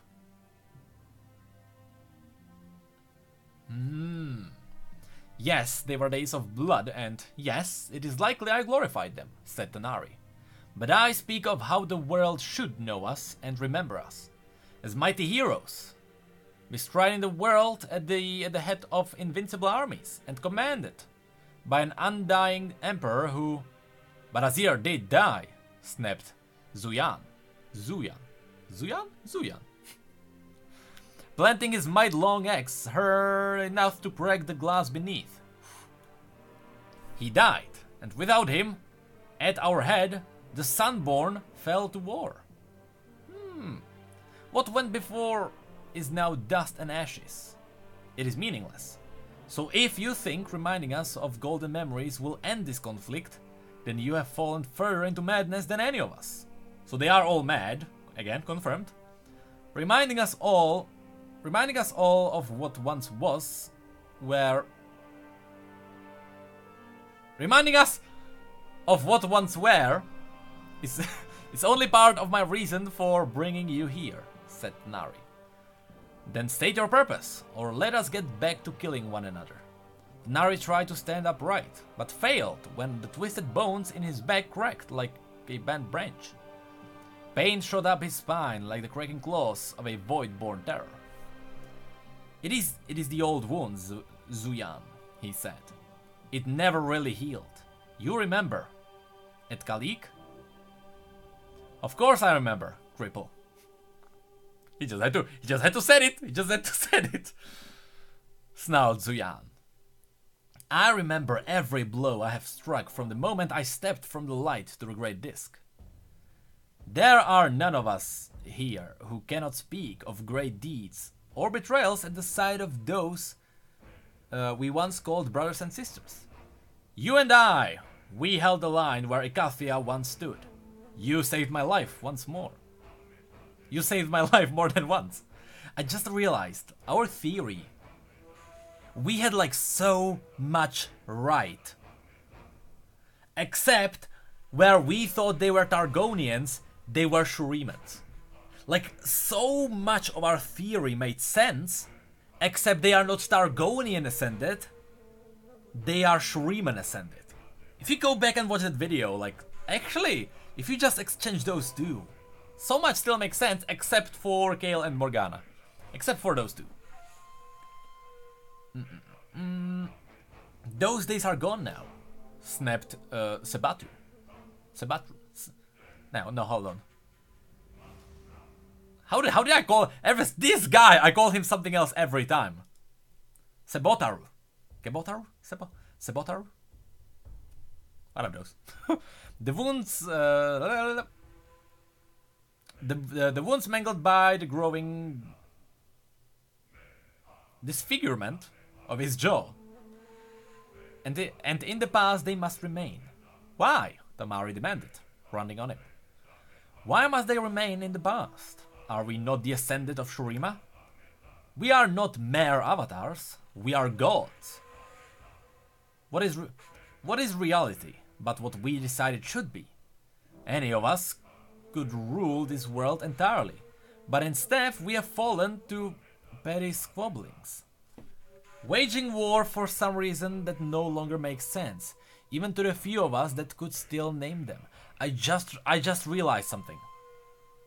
Even Aatrox called himself a god, but Shurimans are still way below Targonians.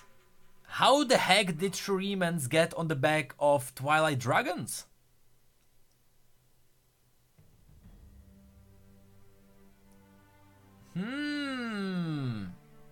I think Tarsol, I think Elf was just like screwing with you.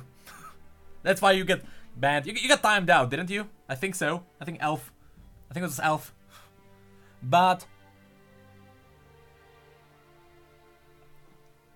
how did Shurimans get to that level where they like witness the creation of the universe? Okay. He pays his stone, hectoring and judgmental, despite himself. Zygentus, you believed we should rebuild from the ruins to continue Azir's legacy. And Kai, you sought to establish a new kingdom. Valiva, you and your brother saw spite in every eye, and sought vengeance for slight real... Hold on. And imagined. Hold on, how many names do we have here? Where is Rast? Where is Varus? It's gonna be probably their hosts. How many names do we have here? Are there 5 names? Are these the Darkin that we know? More than 5. Ah, god damn it. Okay. God damn it. And here I thought I was clever. Nope. Well, they also have their own hosts that there were so there are way more. Okay. Oh, they were real, he hissed. Her alabaster skin threaded with violet veins and her venomous spines standing erect at her shoulders. Denari ignored her.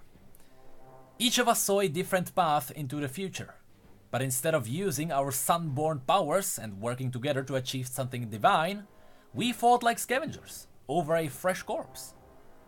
Yes, Sadaka was long dead, and we will never see her like again. Yes, Azir was betrayed, and our empire lay in ruins, its people scattered and frightened. Shurima needed a strong leader to guide its rebirth, but all it was left with was us. Yeah. Broken monsters who had stared into the abyss too long and felt its horror twist. Their mind, madness and self-destruction. Again, they are mad. So instead of rebuilding, we fought for scraps of a dead empire, while burning the rest of the world to the ground. Even now, we would sooner see the extinction of life rather than find common purpose. Alone, we are mighty, but together, there is nothing we cannot do. Nothing. If we wanted, we could storm the celestial gates, leave this ashen world behind, and forge a new empire beyond the stars. Hold on. The Shuriman Ascended can't be on the same level of the Targonians. No way. Also, hang on a minute. Is the Sun Disk a gateway to the Celestial Gates?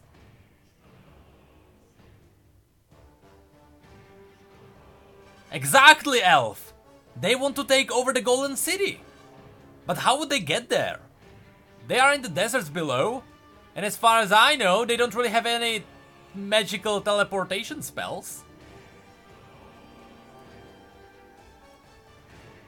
And the Aspects are still more powerful than them, I believe. He is talking about Targon, yes. Climb the mountain. Oh, that's right, they can just do that. See, but Targon only reveals to those who are worthy. Targon doesn't have to reveal itself, as far as I understand it, but, you know, maybe they can force it. Maybe they can force the gates open then. Also, yes, they have the sun. Okay, they have the power of the sun in them, which again would mean that they could open the gate. Okay, yeah. That would work. Okay. Denari's voice dropped, laden with regret. But we do not. We do what lesser beings do. We killed each other in a war that has lasted many times longer than any we fought before. And this voice rose, soaring to far reaches of the amphitheater. But it does not have to be that way. Not anymore. Sorry, I'm burping. I'm burping coffee. I'm sorry. Denari reached back over his shoulder and unslung the Chalikar. And a murmur of shock rippled around the amphitheater at the sight of that ancient weapon. You all remember this, he said. It is the weapon of Setaka, greatest and noblest of all of us. Brought from beyond the mountain and raised aloft at Shurima's birth. Ooh, Chalikar is a Shuriman weapon originally. Chalikar is a Targonian weapon. It is a blade that will one day be born by Cyvunas Alhari. Cyvunas Alhari. The Bringer of Rains. Ooh, that's a cool title. The Bringer of Rains. In their hands, it will be a weapon of great destruction, of a symbol of unity. Cyvanas Alhari. He's not talking about Sivir though, is he? Or she? Is it he or that's he? Who's talking? It's okay, it's he. Could he be talking about like one day? Because okay, he says it is the blade that will one day be born by, now the ancient name, the Bringer of Rains.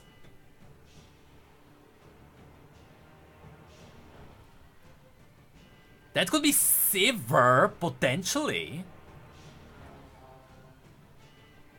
That could be Sivir, potentially. Or someone else, and therefore Sivir will have to either surrender the weapon, which he won't, and that means that Sivir will have to die. Oh my god! If Riot ever wants to remake and rework Sivir, please let Sivir die. Just kill her character, let her die, take another character in, take this new Ascended guy or girl, give that guy the weapon, keep the same animations, keep the same spells, just change the visuals, and you have a perfect rework. Kill Sivir, give us a new guy that will fulfill the prophecy. That is an awesome rework. God damn it, why don't they do it? Why don't they kill characters? God dang it. Exactly, would Riot ever kill any character? See, I hope they will at one day. They kind of did kill Sivir already because AD carries don't have a, you know, they don't exist anymore. Okay. Okay. He held out Chalikar for his fellows to see. Its edge glittered gold, shaped by cosmic forces beyond the world by powers not even the wisest of Shurima understood. The Nari saw their reverence in their awe and pride. But most of all, he saw their desire to possess it. Zuyan took a step toward him. Of course it would be Zuyan. The God Warrior spun his axe, and Denari remembered the awful pain of the obsidian blade splitting his armor and smashing his spine to shards. I will kill you and take it from your dead head, said Zuyan, a wide grin splitting his beaked? Oh, he's a beaked skull? Is he the bird? I totally forgot which one he was. Probably. Because yeah, there's a beak. Ta-da! But not the ravens, because the ravens are twins. They have separate names. Will that make me the leader? Oh no, that's the turtle! It's the turtle! Thank you, I just looked at the chat and now I see it's the turtle, yes. Because it's the Chitinius. The word that I learned from you guys in the chat, thank you. Carapace blurched at his shoulders. Ta-da! Studded with outgrowths of bone spikes and iron blades. Iron blades, sorry. Even his prime, the Nari could not best him. Even in his prime. But Khalik was many centuries ago, and the Nari had learned new tricks since then. Ooh, Super Saiyan. Are you going to fight me with that? Zuyan asked, pointing to the Chalikar with his axe. No, said Denari, turning to hand it to Misha.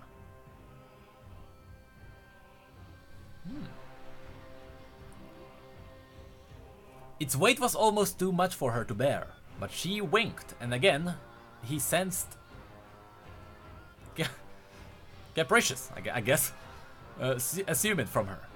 As though the sight of gods about to fight was amusing to her. Of course, remember, she is the trickster. Zuyan sneered. Then what? You will face me unarmed? Is that what this is? You want to die here? In the sight of your fellow gods? Not that either. No matter. I care nothing for your reasons, said Zuyan. I will finish what I began at the river. His charge was like an avalanche, and rumbling. Inexorable thunder that was as deadly as it was inescapable. Denari had seen entire phalanxes broken by it. Giants toppled, and fortress gates smashed asunder. Denari dropped to one knee and placed his hand flat against the amphitheater's glassy floor. He felt currents of magic running through its structure, golden threads of power linking him to every living being that stood upon it. The mortals were like tiny sparks rising from a fire. The mortals. Sorry. Yeah. Hold on. Fleeting and inconsequential. But the god warriors were newborn sons of rolling magic.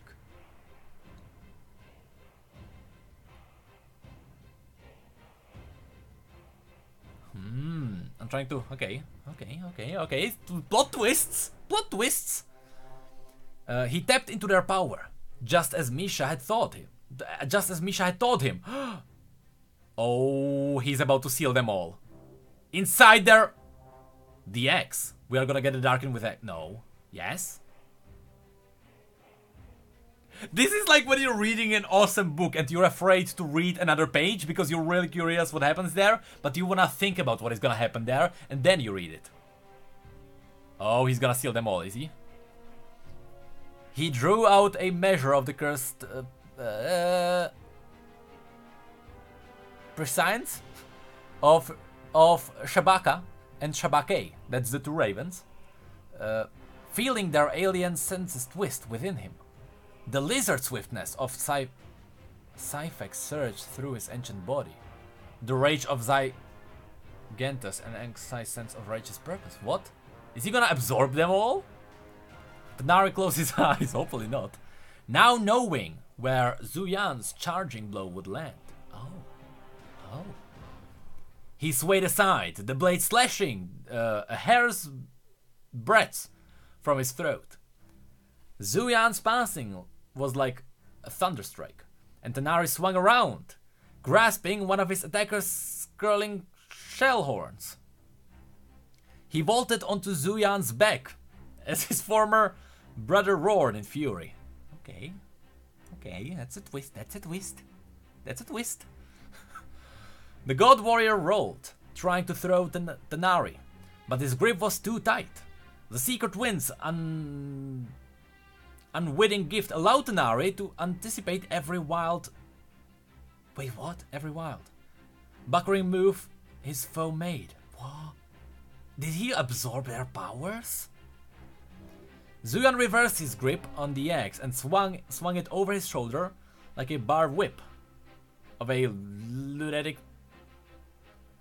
penitent? Okay. Denari rolled aside as the blade smashed down, cleaving a deep and gory through Zuyan's unnatural armor. Oh. The Sunborn bellowed in anger, wrenching the blade from his hardened flesh in a water of blood. He basically, did he like cleave himself? He like smacked himself, right? One of his horns hung by sinew threads. Oh no! Gah, I can imagine that. Oh no! And Denari ripped it from the carapace. Ivory white and curved like scimitar. Its tip was sheathed in iron.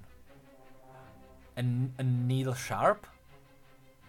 That's not Ramus. That's not Ramus, even though Ramus also had an armor in that kind of shape, but okay. That's not Ramus. Okay.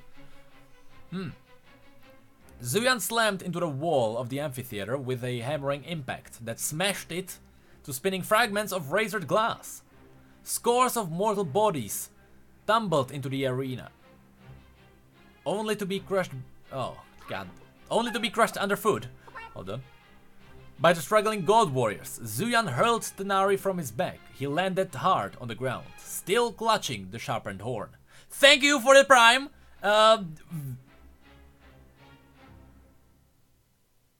Is it wet? Is it Weddle? Is it Weddle the noob? Okay, that took me a while. Thank you so much. Have a hearty alone me and have a little bit of Zoe. Just a little bit. I don't want to scare you too much. Okay. Thank you. I really appreciate it. Really appreciate it. Let's continue. Okay. Da-da-da-da. Zuyan turned and swung his axe down in an executioner's strike, but Denari dove aside. The floor exploded in knives of glass. Instead, Zuyan's gnarled foot stomped down on his chest, pinning him to the floor. He felt his ribs crack, a shard punching through into his lung. The weight was colossal, easily capable of crushing him like an insect. Ooh. The Chalikar will be mine, Zuyan shouted. The god warriors... Leathery? Leathery. Is it like leather? Leathery, of course. Leathery helmet-like skull extended from his armored carapace. His neck, pale and thick, was pulsing with pulsing arteries. Soulless black eyes bulged at the promise of slaughtering yet another rival. As he had promised, Zuyan meant to finish what he had begun on the banks of the river Kalik. No, grunted Denari through blood-flecked fangs. It won't. He unleashed a surge of newly learned power, unknown to the rest of his kind. He blinked. A terrible sensation of hurtling through an unending vortex overcome him.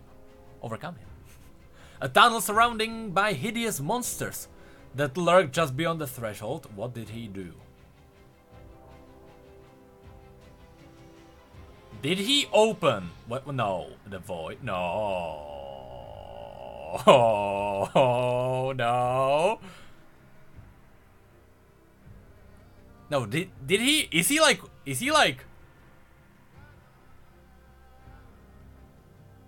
Zoe's R. Yeah, he opened the portal, but there are voidlings in it, right? A tunnel surrounded by hideous monsters.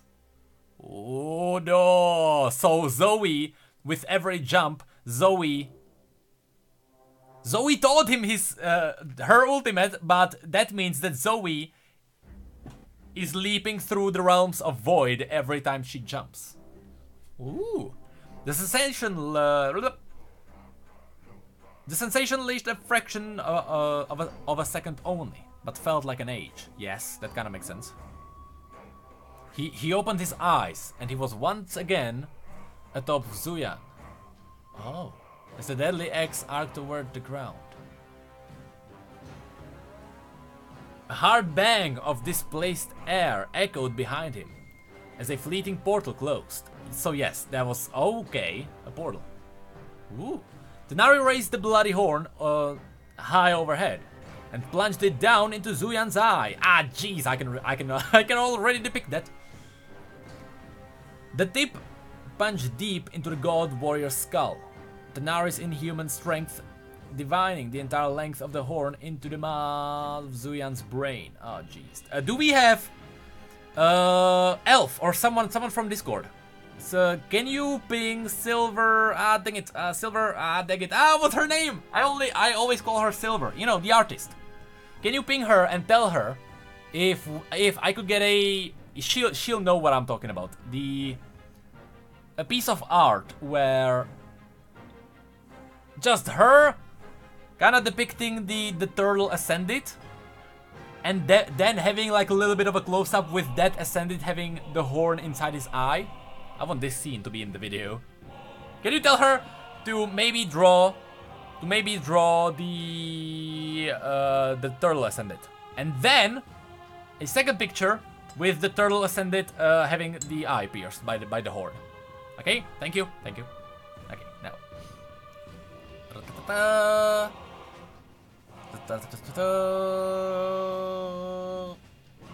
Yes, there.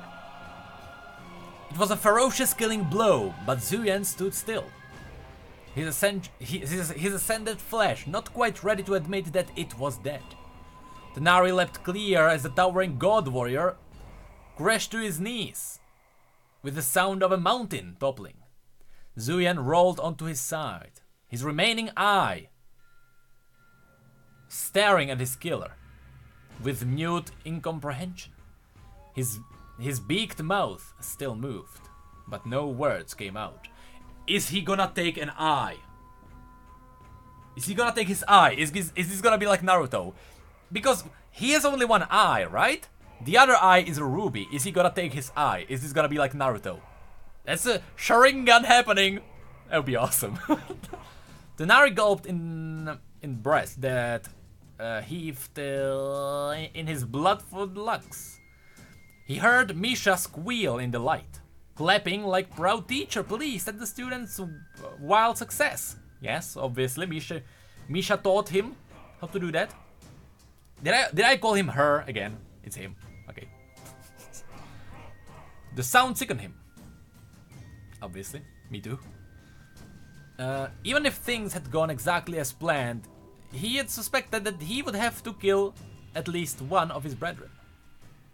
But he had not relished the prospect. He and Zuyan had never been close, but they had fought side by side for the glory of Shurima, back when the sun blessed them and filled their bodies with strength. He knelt beside his fallen opponent and laid a furred hand on his head. Blood glistened with the light of dragon-wrought stars. Okay, obviously, yes. I'm truly sorry, brother, he whispered. A roar of anguish went up from Zuyan's champions. Not in mourning for their fallen god. Zuyan was too hated for that. Okay. Nor even the hunger for vengeance. The roar was for their own forfeit lives. Murderous blades slipped from sheaths of the warbands to either side of them. Okay. The god warriors had taught their slaves well. Men without a god to protect them were nothing more than vermin to be exterminated. Or so the teachings had always been. Okay, so they are okay, I see what's happening. They are trying to they wanted to kill themselves then. Okay. Hold, shouted Denari. Champions, stay your blades. Okay. Or I'm assuming that they are trying to kill themselves because, you know, they don't have a god anymore. These warbands were not his, but he was Sunborn, and the awesome authority in his voice halted them in their tracks. His fellow, or were they trying to slaughter the other ones and just fall in battle then? His fellow god warriors stared in open-mouthed wonder at what Denari had done. Naganeka, again, that name will get me every time, because it almost sounds racist, but it's not, it's almost. Actually twice, it's like the same word twice there. Of Xerath slid forward, and lowered her upper body to study Zuyan's cooling corpse. Pale smoke was lifting from his flesh, celestial energies already fleeing the mortal meat of his body. She pulled back her hooded cowl, revealing her many hypnotic eyes rimmed with ash and scaled lips overhung by long ebony fangs. What is she? She bent over the wound in Zion's back, and her tongue flickered out to taste his death. Is he a snake? Is she a snake? What is she? I totally forgot what she is. So many names! God dang it. Rast will be disappointed, she said. Her voice a wet, reptile hiss. Yes, she's a snake. He had sworn to slay Zuyan himself. Her venom blinded life. Okay, life bearers. Ah, I see. Venom blinded. She has a command behind her. Okay, so her people are blind by Venom. Ah, shuffled behind her. Unsure of what to do, that their revealed goddess had spoken aloud. Okay. The others, I'm not a snake, don't worry. The others came forward warily. Enkai and Cyphax watched Denari with newfound respect. The others fixated on Zuyan's death, but they had seen Denari do something impossible, even for a god warrior. Shabaka and Shabake circled the corpse. Their stunned wings... Studded. Their studded wings fluttered in agitation. They wore the smell of death like a shroud. The corruption that touched them all was most obvious in those two. Okay. Onyx eyes that had seen too much, darted back and forth. Told him he would die today, didn't we, sister? Said Shabaka. They never listen, do they? Shabake replied. Shabaka giggled. No, never listen to the mad ravens. What do we know? Only everything. You foresaw this, demanded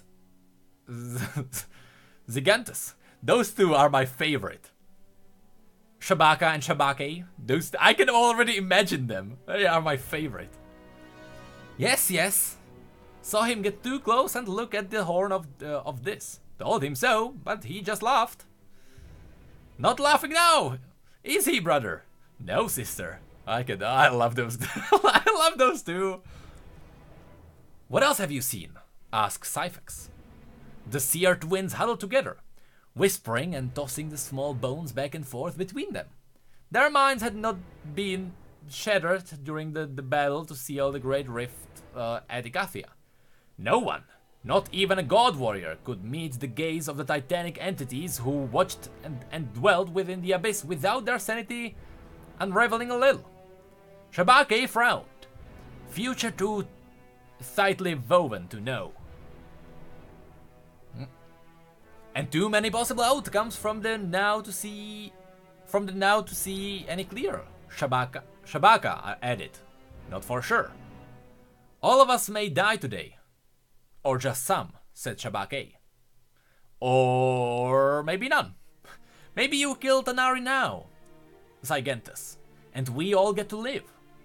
Live to kill each other another day, crackled Shabaka. She wants it. She is the pebble that starts the avalanche. Speak plainly, demanded Zygantus. Who wants what? Pebbles? Avalanches? What are you talking about? Her! Screeched Shabaka, pointing past Amari to the slight figure of Misha. She is the mote light in the eye of the gods. Misha held the Chalikar tight to her chest, like a child clutching her father's blade. Ooh. Sebatoru, or Kebotoru, as I call him every time, snarled and holds Denari to his feet. The wolf physique was slender, yet monstrously powerful and wrought with 4 sinew. Gray-furred arms curled into clawed fingers. What are they talking about? He growled. That one. Who is she? So they don't know then. None of them knows. Denari bit back a scream of pain as the twisted bones of his spine ground together. She's a mortal, nothing more, he said. You always were a miserable liar, said Sebatoru, bearing long crooked fangs. The truth, brother, or I will rip your throat out before you can blink. She helped me find the Chalikar, said Denari, Ooh. Sabotaru shook his head. The scholar buried the Chalikar with Setaka when he took her body into hiding. After the doom of Icathia, how is it that a mere mortal knew where to find it? She did not, but she led me to Nasus. Ooh! That's why Nasus knows. Nasus knows! And he knew back then as well. Okay. The others forgot Zuyan. Okay, the others forgot Zuyan and turned their attention to Denari. You saw the scholar? Said Valiva. It's not Valira. This is not WoW. Valiva. The spines on her back rippling with anticipation. With anticipation. No one has seen him since he killed Monirath. Okay, another new name. For delving the churned ruins of Nashrame's great library. Ooh, the charred ruins. Okay, obviously because Nashrami was burned because of Renekton, if I remember correctly. Ah.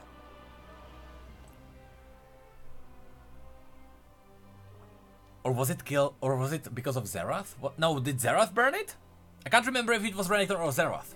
One of them burned it, I believe. Ah. This is getting, oh my god! So many twists, so many new characters. Or, sorry, so many characters that we know getting into this. God dang it. Okay. I saw him. But he is much changed since we last knew him. Whatever burden he bears has all but crushed him. Okay, that's Renekton, obviously. He dwells at a tower raised on a hidden cliff, watching the dance of stars.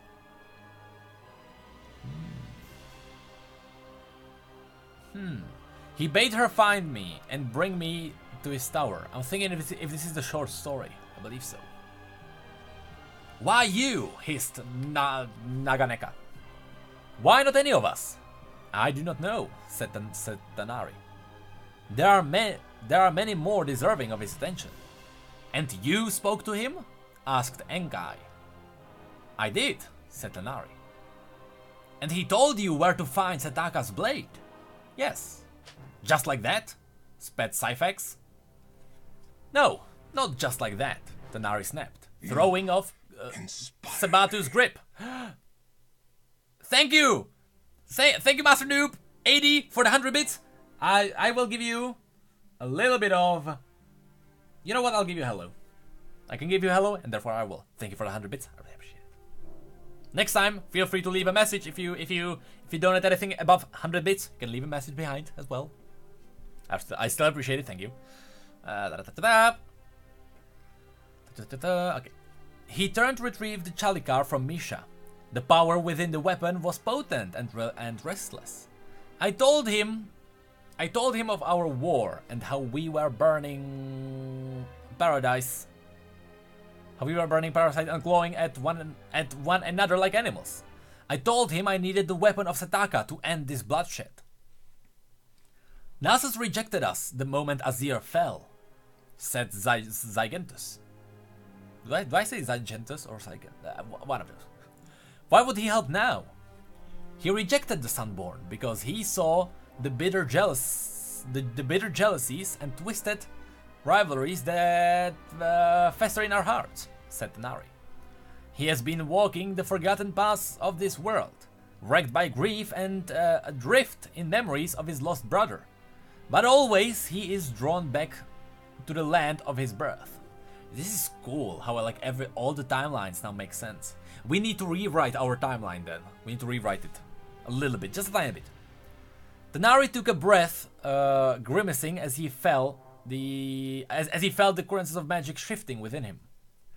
A sharp pain stabbed up into his heart from his belly. So the end begins. Misha had warned using the magic she had taught him would irreversibly change even and ascended. What is happening to him? Oh, hang on a minute.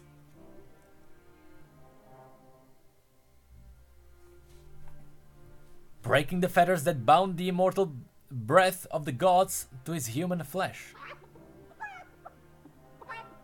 That power had held the herds of endless battle and the passage of millennia at bay. But some things were never meant to live forever. What? Thank you, Commando Commando Lead, I guess. Thank you for your prime. I really appreciate it. Have a hearty. Oops. No. Wrong scene. No. Wrong scene. Have a hearty hello on me. That happened. Hold on.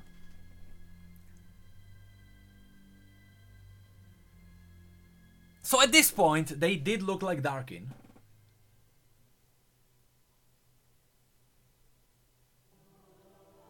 So they were already twisted at this point. What is gonna happen to him? God dang it. Fear touched him then, cold and unfamiliar, but he fought down the creeping tide of pain and weakness. So if you use magic from Targon or from the Trickster, then you become vulnerable? Would it be that, again, magic is ever corrupting? You know, just like Ornn even said? As in, it's gonna weaken you over time? Is that what's happening? Huh. You are right, Zygentus. Nasus will never fight in our war. But that does not mean he is heedless of what we do. He told me the stars speak of a time far in the future when Shurima will rise from the sands once more. When the rightful ruler will fight to claim dominion over all that has been lost. Ooh, that's Azir. But the rightful, no wait, the rightful ruler. Which is not Azir then, because Azir was deemed not rightful because he died. So someone else will step on to the leadership of Shurima. Ooh. Shurima will rise again, said Sebotaru, unable to mask his angerness. When? We will not live to see it, said Denari. Not all of us. Shabake pushed her scrawny, skittering form between them. Her withered arms stabbed the air, her dark eyes wide. All of us may die today, or just some, she screeched. Cyphax pushed her away. The Chalikar, he said, it will play a part in Shurima's rebirth. Yes. Whoa, that's Siver. Oh, Talia. Oh my god, if Talia gets to rule Shurima, that will be awesome. Okay. Zack is in love with Riven because he thinks that Riven saw his nicely curved butt and was disgusted and aroused by it. I saw my share of hentai, so I know about Zack and Riven, obviously, but I don't think it's canon. Okay, let's go. Let's continue. Where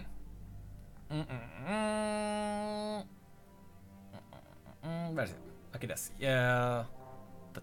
it will play part in Shurima's rebirth. So that is Siver. Yes, said Denari. For good or ill, it will be a symbol for the people of Shurima to rally behind. Come on, why are people like what is that reaction? Come on, people. It's only normal. We are all human, okay. We are all human. Okay. Where did I end? Where did I stop? Yeah. Yes, then I said, for good or ill, it will be a symbol for the people of Shurima to rally behind. I had hoped it could heal the wounds between us. A reminder of what we once were, and what we could be again. It could have saved us if we had taken the chance to reclaim the brotherhood that once bound us together under a single banner. Sebotaru grunted in amusement. And now the truth of it comes out. You gathered us here to claim the right of leadership, bearing the weapon of our greatest champion. And anoint. What is that word? Anoint? Is it like anoint? But there's an N. Well, By Scholar himself. Okay. Denari shook his furred head.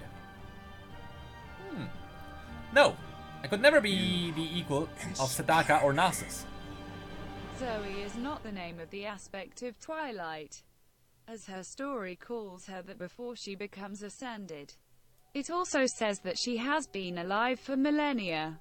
Therefore, the fall of Icathia was millennia ago, or at least, since Zoe wasn't alive at that time.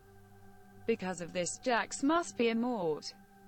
You inspire me. First of all, Yumiers, thank you for the 100 bits, and Master Noob 80, thank you so much for the 200 bits.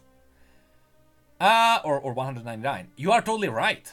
If Zoe was up for lived for millennia, then Zoe must have been there. Would this be Zoe? Would Zoe lie about her own name? How many people know that she's actually Zoe? But yes, their personalities are a little bit different. And yes, also, Black X6, you're right that her age should not be taken, you know, literally. And about Jax, it makes sense that Jax would live longer because he was there with Icathia, so he would be partially corrupted by the void. Partially. He would be touched by it a little bit. Tiny bit, but a little bit. Not enough to have any whispers in his mind, but you know what I mean. Okay, there. No, I could never be the equal of Setaka or Nasus. All I sought was an end to this war. I had hoped we could do it together, but I see now that was an impossible dream. Denari walked away from his brethren, moving to stand in the center of the amphitheater. All eyes were upon him.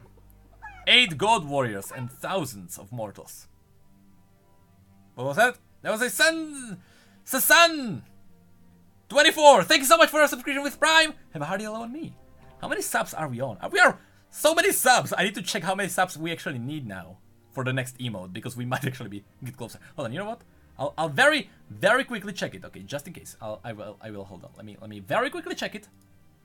Very quickly, let me check it. Let me check it now. We need 7 more. That's still a lot, I believe. I think so. Yes. Yes, 7 more. Okay, back to that. Thank you so much. I really appreciate it. You're awesome. Now.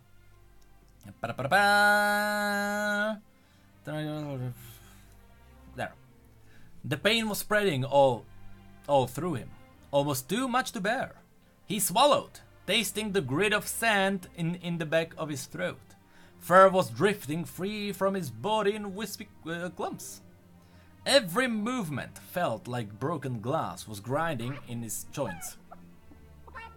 Thank you, Poro Godo of... Oh, sorry, it's Poro God of Poros. Sorry, I'm totally sorry. I'm totally sorry. Thank you for your subscription. Have a hearty hello on me. I really appreciate it. I really appreciate it. You're awesome. Thank you. Okay, now. You're awesome. Now. I shouldn't have said that we need 7 more. We now technically need 5 more. Expure SV, thank you for subscribing with Prime. I really appreciate it. Have a hearty hello on me and enjoy our mediocre emotes. Maybe they will get better. They will get better in the future. Don't worry. Okay, now. Almost too much to bear. He swallowed. Tasting the grate of sand. I don't even have to look there. Hold on. The sand in the back of his throat. Fur was drifting free from his body in wispy clumps. I did read that. Every moment felt like a broken glass grinding against his joint. Yes, hold on. Let me just read one more before I call you out. Hold on. Give me a second. Now we need 4, I believe. He turned to address the others. Power without... okay. No, hold on. Yes. Power without check made us vain. Made us believe that nothing should be drained us. Should be denied us. That made us poor stewards of his word. And we do not deserve to be its masters. We once called ourselves the Ascended Host. What are we now? Darkin? A name disbased by mortals who no longer understand what we are? Or what we were wrought to do? He lifted his fading eye to the thousand watching from the steps of the amphitheater. Tears cutting a path through his flanking skin. Okay, hold on, very quickly. Thank you! Actually two, wait, what's two? Okay, XPOSV, yes, and then we got, Gekomt. Thank you so much for your prime! Have a hearty hello on me! You're absolutely awesome. I don't have more memes. I have this. That's all I have. A little bit of that, little bit of that. Okay, thank you. Thank you so much. I really appreciate it. Next one.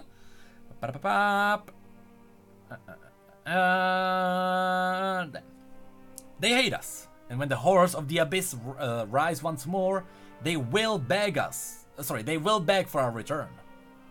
Said Denari, meeting Misha's eager gaze. But we will be gone, no more than whispers on the song winds. A dark legend of imperfect gods told to score disobedient children. Disobedient children, sorry. With the last of his strength, Denari rammed the Chalikar down into the crystalline floor of the amphitheater. The sound was deafening, like a hammer blow against the veil of the world. The cracks from the impact spread further than any should have, and the clear sky burned with the diamond brilliance of a newborn star. Damn it. This story is getting good. It's gonna be... We are getting like near the end with this story, but still there is enough. Northern Frozen Viking. Thank you so much for your prime. Have a hearty hello on me. And have a little bit of Zoe. Just a tiny bit of a taste. Thank you. I really appreciate it. Now. But this was no golden radiance. This was called merciless and silver. What the sun made, the moon will unmake. What? Screamed Denari. What is he talking about? And a blazing column of white fire stabbed from the midnight sky.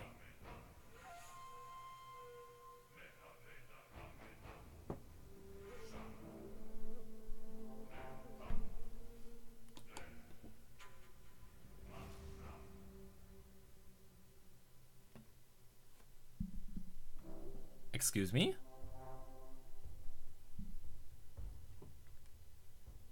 It struck the Chalikar's extended arms and reflected that fire outwards, drawing in the god warriors and piercing their chests. It burned them, reached into the arcane heart of their being, and devoured the magic that made them. What the is happening? Shabaka and Shabake vaporized instantly. No! My favorites! No! I love those guys. Those were my favorite. God damn it. Why did they die? God damn it. Disappearing in an ashen cloud of drifting feathers. Oh no, poor guys. Shabaka and Shabake, my favorite guys. Their screams were... Their screams were cackles of release, frightened with resigned foreknowledge. God damn it! Those are my favorite! Also, hold on. Where those? Okay, hold on. It doesn't read if you donate less than 100, but it's a gremlin. Oh no! Wait, what? Oh. Well, thank you for that 10 bits, I appreciate it. Hold on. God damn it, no, why did he die? Cyphax twisted in the light like a hooked fish. But even his power was meaningless in the face of this cosmic fire. The bull-headed Gigantus tried to run, but not even his legendary speed could outrun the moonfall called down by Denari. God damn it, what is happening? Even his skin slowed from his bones. Denari wept to see them die. So Denari, why did she, what? Or sorry, why did he do that? What? What? They were his brothers and sisters. And not even centuries of the most brutal war imaginable could make him hate them. He saw Enkai unmade by the Radiance. Wait a second. His divine flesh dissolving into light from his bones. He reached for Denari, and his eyes were accepting that he met his fate. No, they were the lovers! Or at least, you know, god damn it! Man, why did that happen? He sobbed at what he had been forced to do. What was he forced to do? The light burned away his remaining eye. Oh no. And a world of darkness closed in on him. Oh no. The last of his strength fled his body, and he slumped to the glass floor of the amphitheater. He heard more screams and the shouts of fighting men who knew nothing of the affairs of gods. More bloodshed, but it would pass. Would the mortal host continue the war of his kind, the war his kind had begun? Perhaps, but it would be a mortal war, and it would end. What? What? What? So he killed everyone? Oh my god! But it was the moon! What the what? It still continues, okay, there is still one more part. But Denari used the Chalikar to kill everyone so that there would be no more gods that would fight each other. And the rest of them, and the rest of, oh my god, and the rest will be sealed. That is freaking brilliant. And the rest will be sealed so there will be no more gods to affect the lives.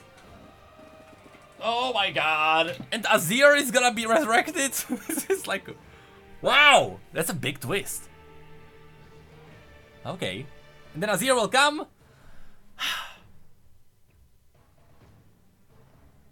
God damn it. This is awesome. And I knew from the beginning, I told you guys, he's gonna seal them. Okay, he didn't seal them, he killed them, but that's, you know.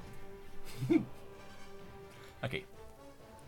Denari drifted in the darkness. Okay, hold on. We need like darker music. Hold on. It is not dark enough. We need like dark music.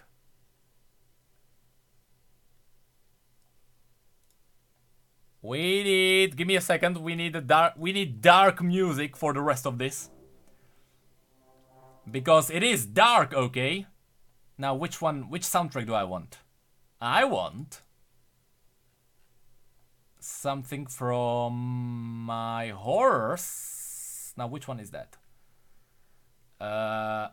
This one? Oh yes.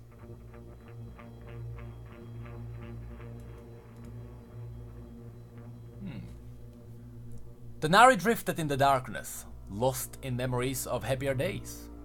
He tried to recall his life before climbing the golden steps to meet the sun with Enkai. Little remained of that time, the memories shed as the heavenly power had crowned his skull.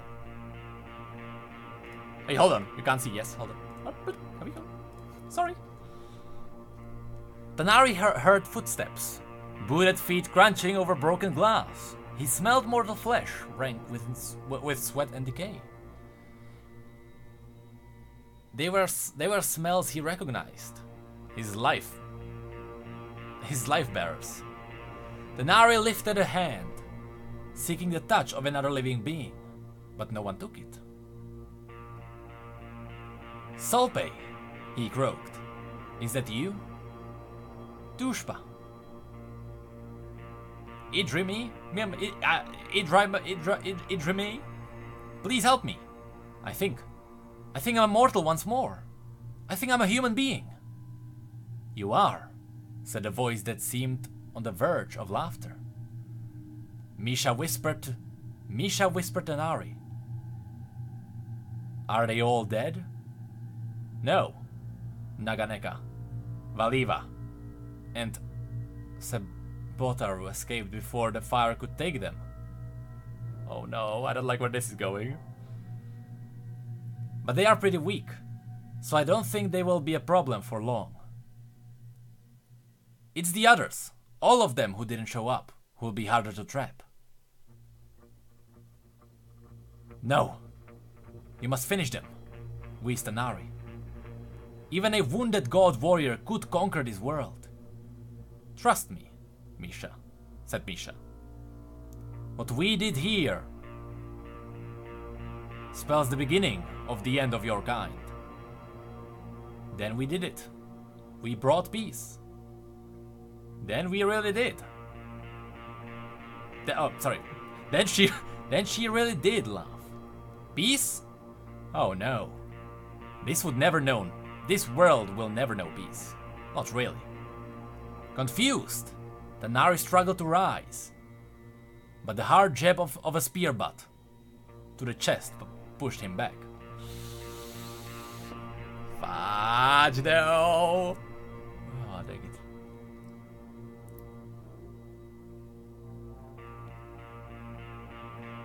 No, you stay down there, said Misha. Please, help me up, he said. I told you, I'm a human now. I heard you. But do you imagine that fact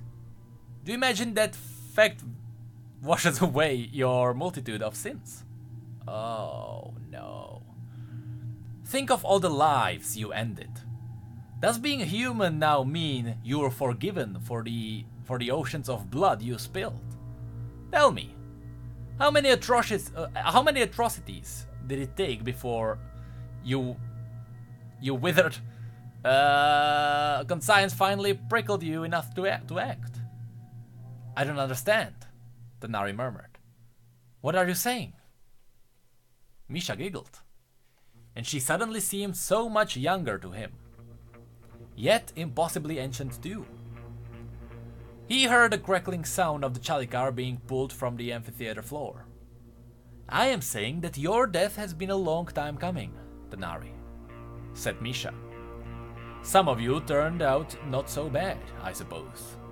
But most of you were so damaged in the war with the Void, it's a wonder you survived this long. Perhaps you and your kind were a mistake to begin with. But a mistake I can help correct. What does that mean? Even without eyes, Denari felt the golden power of the chalicar hovering just above him. Though his body... Oh, I know what it means. Holy fuck, I know what it means. Oh, that's a big twist. The Ascended were made by the Targonians. The Ascended were made by the Targonians. That's why it was a mistake. Ooh. Even without eyes, Denari felt the golden power of the chalicar hovering just above him. Though his body was withered and all but spent, he cried out in agony as its edge split his chest. Misha whispered into his ear. The power that coursed through his weapon touched you all, Denari. It knows your kind now. And I gave that fire to mortals. That's how they will seal them.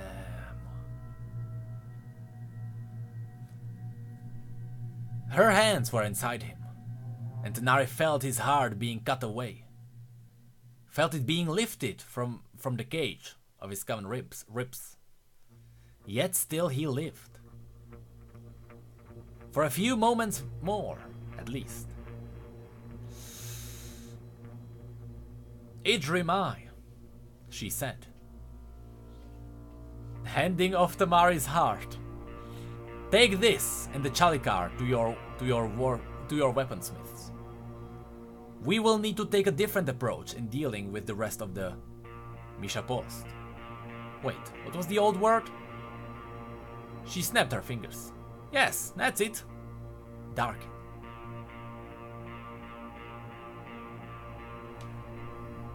Now I can do.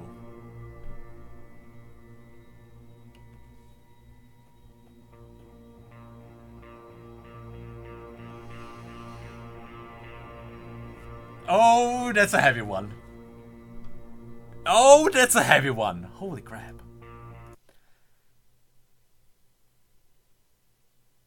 What?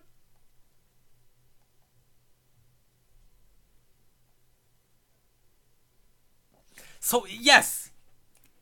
So, they technically could be Targonians, because this means that the Ascended were made by the Targonians. So, yes, the Darkin are technically Targonians. We won. I'll take that victory. I will take that victory. Hold on. Oops. Oopsie daisy. Yep. I'll put my music back again. There we go. So. Jesus Christ. So, we were totally right. It is the power of the sun that goes down through the sun disk, therefore it is the power of the Targonians. There's one more little story. One more little story that we can go through. One tiny one. I believe it is tiny one. This is so awesome.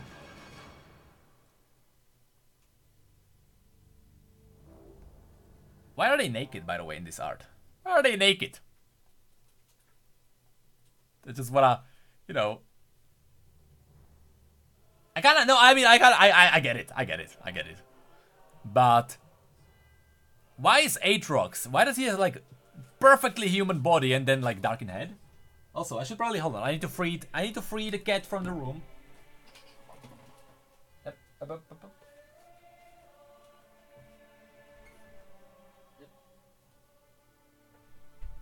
The cat has been freed. The cat has been freed. Okay. But you know, why does he have like perfect human body and then his head? And his head is something totally different. But okay. One more little one. We did have a look at Aatrox. Yes, yes. The Legend of... Oh, wait, hold on. The Legend of Darkin. There's one more. Because there's also the cage... This one. There's the cage, and then there is the... Oh, the Grey Darkin. I love the art with this as well. He has wings. Hold on. I didn't check, actually. It's kind of hard to like depict what is happening here, but you can see like Darkin faces there. Okay, but that's not what I wanted to look at. Hold on. Did you say that there were? He does have wings. Aatrox does have wings, and that's his blade. Ah, that's cool. It's actually cool. Okay. Now the cage first, I guess. Darkness. The breath. Hold on. No, actually, is this after he's sealed? So, which means we should have a look at the Legend of the Darkin? The Legend of the Darkin. Okay. Article cursed. Okay. Once by the ancient enemy, they faced again by the fall of their glorious empire. Okay. And finally, by the betrayal that did all them eternity. Okay, betrayal, which we now know about. When the rebels of Icathia foolishly unleashed the void, we know that. Hold on. We read all of this. Actually, no. Huh. Shurima's defenders were led, as ever, by the legendary Ascended. Imbued with the power of the Sun Disk, these god warriors towered over mortal soldiers. Yes, wielding magic and blade with equal ease, and eventually they were victorious. Even so, the horrors of the war took a heavy toll, and those who lived to remember it were perhaps never quite as they once were. Yes. Centuries later, with the loss of Mighty Aziz and the month's ascension, Shurima fell, yes. Although apparently immortal, the God Warriors had been born human. Gradually, with no emperor to lead them, many of the surviving Ascended began to falter. Yeah, the purpose, yes, we know. They fought themselves, we know. And came with rightful. Okay. So they were, they were fighting for the leadership. The scared mortals populace named these new tyrants Darkin. Yes. Tank the fallen. Ooh, it means okay. So Darkin means the fallen in the old tongue. Okay. But even the Darkin could not escape the sickness of soul that had come from fighting against the void for so long. Yes, they are corrupted, we know, or like corrupted. After centuries of uneasy alliance, they inevitably turned against one another, and so began the Great Darkin War. So they fought for who's gonna lead Shurima. This conflict spread from Shurima to Valoran and beyond.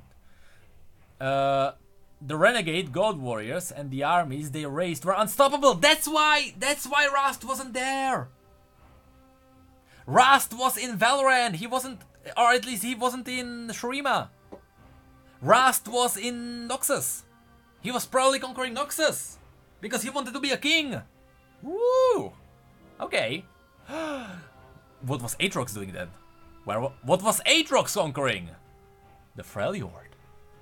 Would our theory with our wells be true in the end? And it was just the different places that they were trying to conquer.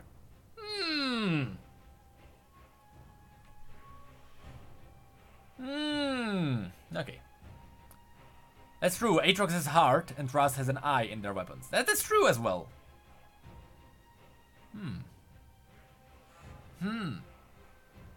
Why would they take the heart and the Chalikar?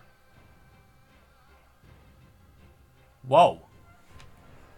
Was the plan to take the heart and forge it into a weapon, and that's how the What? Okay. This conflict for the Valoran and beyond. The renegade god warriors and the armies they raised were unstoppable. The entire nations were crushed between them. It seemed as though this would be end of all things, until unexpectedly, the mages of Runeterra learned how to contain the remaining Darkin. Okay, that's exactly it. Those scarcely and cunning artifice. The physical forms of the Ascended could be merged with the celestial power of their hearts. But Chalikar doesn't look like a Darkin weapon. Where is the heart then? And all of it bound within the weapon they bore. With their leaders. Was that Aatrox? No. With their leaders imprisoned forever. The rampaging hordes were broken and slain.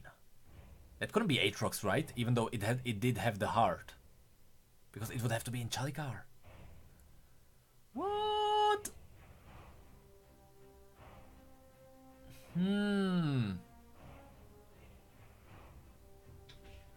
That is so strange. Okay. These darkened weapons were hidden, many of them carefully guarded by the mortal civilizations that grew in the aftermath. For it was clear that such power could be locked away, but never destroyed. And, should such power fall into the wrong hands, the Darkin will surely rise once more. Okay, I need to release the cat back into the room, because, come on, cats are like that. He's scratching the door again, god dang it.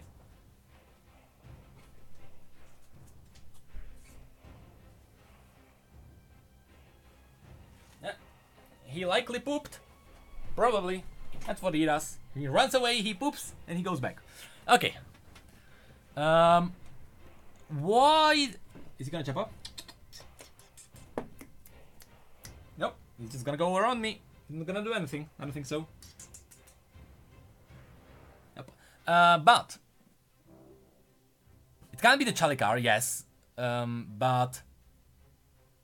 It was Sadaka's, yes. But Sadaka at this point was dead. The wielder was Denari. And after that, they told the trickster told them to take Chalikar and the heart to their smiths to craft a weapon, a Darkin weapon. I look very emo if I do this. I know, a Darkin weapon.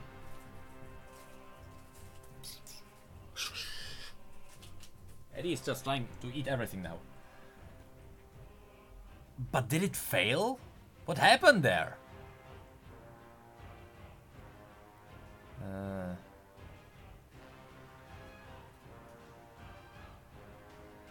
Maybe the hearts of Slumber were... Yeah, well... yeah, it could be that this would be... It couldn't be... Because, hold on, as they say... Hold on. The Ascended could be merged with the celestial power in their hearts. The physical forms of the Ascended could be merged with the celestial power in their hearts.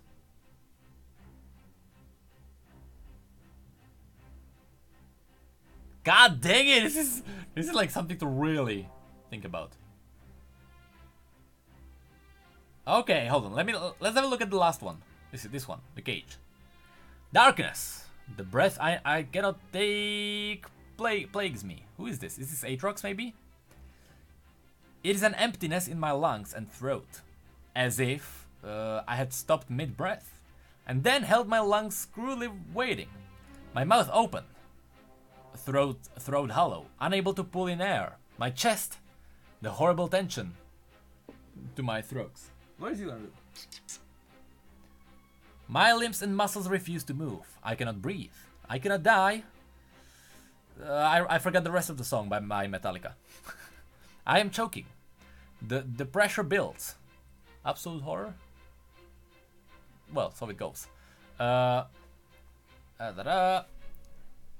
stillness spreads to my chest and limbs. I want to scream, to tear at my face, to wail, but I am trapped. I cannot move. I cannot move. Darkness. I must remember. The battle. I lost control. I was foolish. The mortals formed in ranks against me. I crashed into them. Drank from them. The temptation was too great. As I reaped, I forged their flesh into a better approximation of my true shape. Ooh. Desperately, I consumed more and more, hoping for a briefest echo of what I once was. Instead, like a fire, I burned too quickly, destroying even my host's form. Oh. Darkness. It was raining when we fought. What if the mud and filth cover me? What if I'm hidden for thousands of years, trapped in this prison? The horrors that the horror of that idea feeds my panic. The battle is ending. I can feel it. I must will my form upright. I must. I have no arms or legs. The darkness binds me like a cocoon. No. I will myself upright. But I can't. I can't know if it is working. I cannot know anything but the darkness. Please, let some mortal find me, please. I beg the darkness endlessly, but the humiliation of my plea is answered only with silence. But then, I feel a mortal nearby. I have no eyes, no ears, but I can feel his approach. He is fleeing from adversaries. He must try to defend himself. He must grasp me. Can he see me? He could run past me. I would be left there. Here. I feel his hand grip this form and his consciousness opens to me. I burrow into him, pulling him down.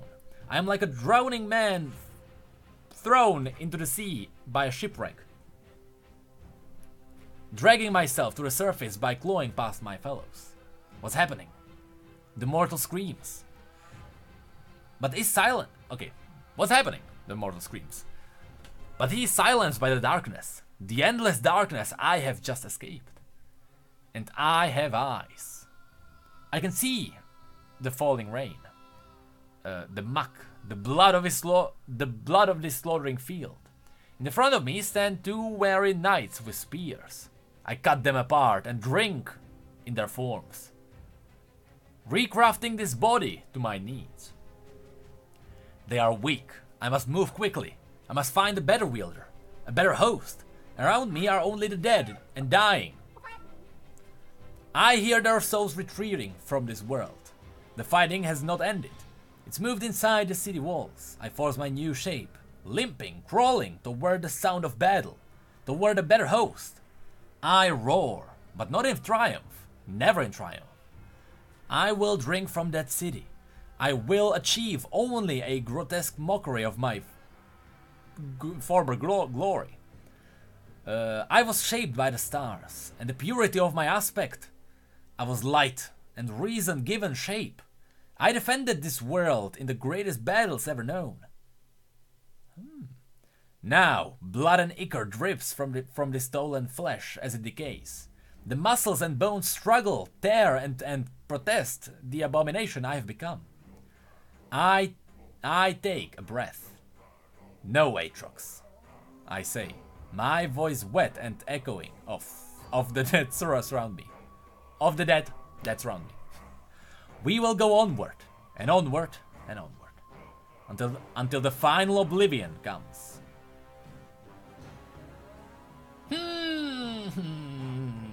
Thank you. Is it Era Windrunner or is it Lyra Windrunner? Either way, thank you for your prime. Have a hearty alone me. And enjoy our mediocre quotes. Okay, so this was basically about the entrapment of Aatrox. So we did have a look at all of them now. I will have a look later at Varus as well, because just tiny bits of changes to him, I believe. I believe Cain is Cain the same? Knocks in by birth, Cain, yeah. Yes, he's the same. But Varus, just quickly want to check. The Darkin, very among themselves, they destroyed the others stood against them, yada. Eventually, Varus was cornered by Vastayan Moonstalkers. Yes. Moonstalkers. Vastayan Moonstalkers. Full circle, it was the moon.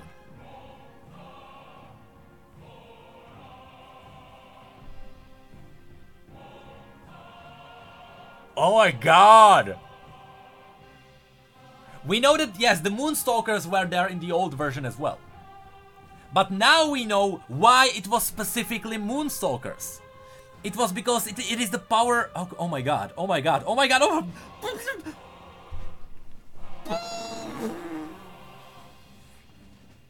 Oh my god.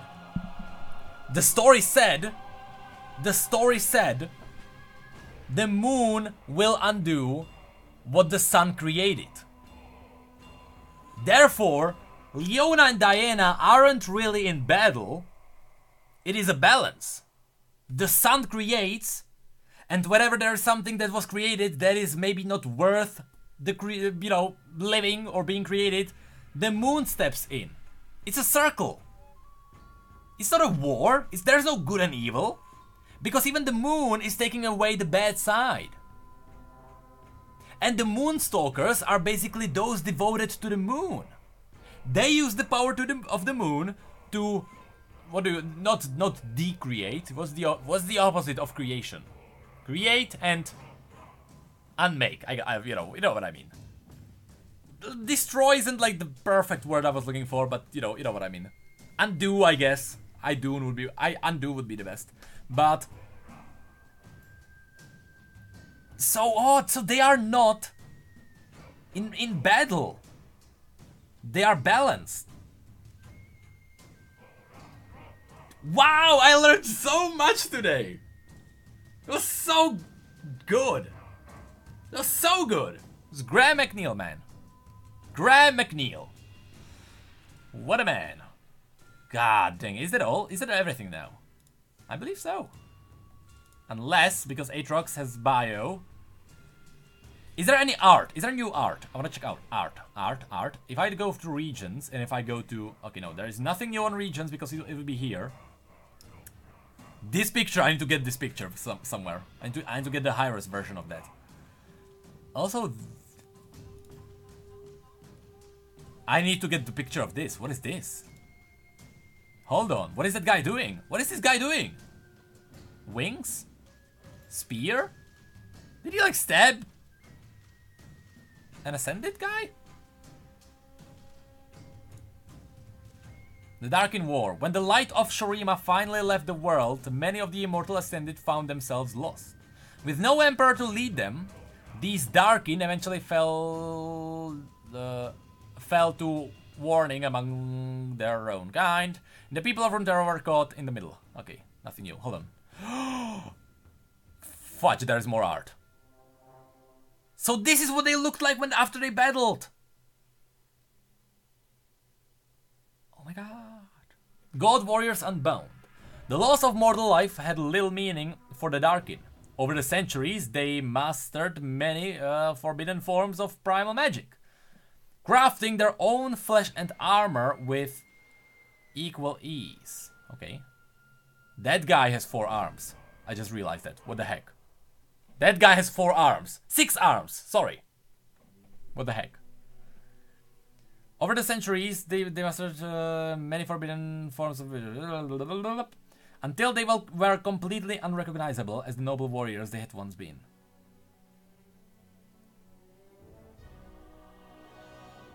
So they reshaped themselves.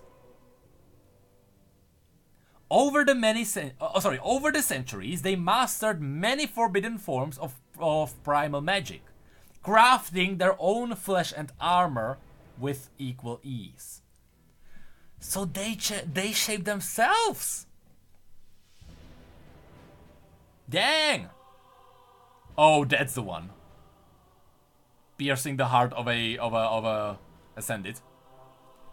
Ultimately, they were... hold on, did I even call the subscriber? Yeah, I did. Hold on, yes, I did. Okay. Ultimately, they were defeated by the mortals they sought to enslave. With magic and cunning, the greatest of the Darkin were forged into living weapons, and used against those who remained. But anyone who takes up such a weapon will become little more than a host, a vessel for the immortal sentience within. Okay? Whoa. Darkin corruption. From the moment Darkin weapon chooses a host, that mortal will find themselves compelled by a power they can scarcely hope to master. No matter what seductive whispers they might hear in their mind. That power will soon take root in flesh and bone, reshaping them into a new monstrous amalgam. So this is what happens if you like... Yeah, we can see that on Kain, you know. Legacy of Pain. This is Varus. Original Varus. This is original Varus. Why would he have a normal head though? This is like pre-freedom Varus. Or should be, rather.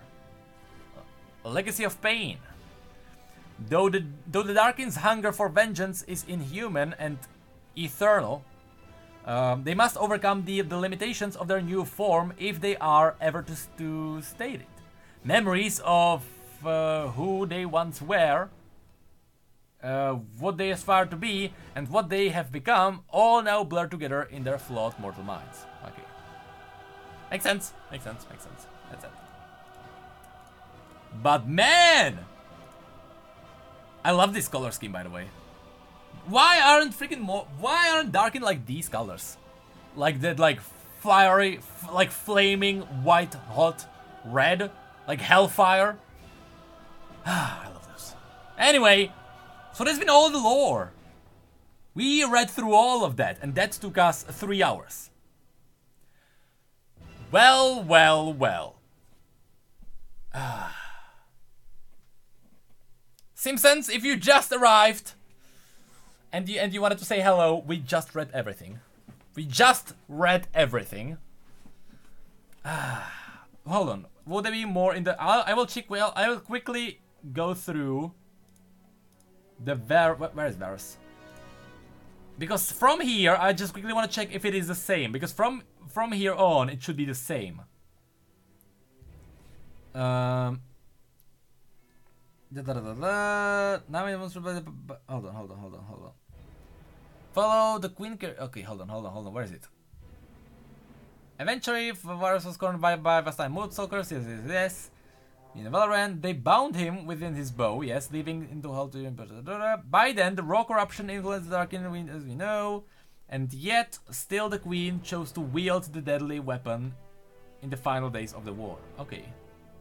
Gladly sacrificing herself for a greater victory. In the months that followed, the queen carried Varus to the First Lands, those that would later be known as Ionia. Now made monstrous by the bow's power, her last act was to command her followers to bury her alive in the lightless well. In the lightless well. Bury her alive. Sunk deep beneath the monstrous temple overlooking the village. Okay, hold on. Hold on, there's from... Did I say Bori? Buri, okay. But hold on. I did read it from the beginning. We did read that from the beginning. I just like stopped here because I assumed the rest would be exactly the same. There are minor differences. And there Varus was imprisoned both by natural magic of Ionia and the bow remained hidden for centuries, unknown, untouched. Okay, this is where the old one kicks in. Until Noxian invaders, yes. 2 hunters, yes. We know that. We know all of this. But the temple held only damnation. Hunters consumed. Yeah. We know all of this. He was reborn. We know all of this. So even the human darken elements of the imperfect with each virtue control. Yeah. Sans the two mortals, still they struggle, yada, hoping against hope that their love can overcome the dark. Yeah. So,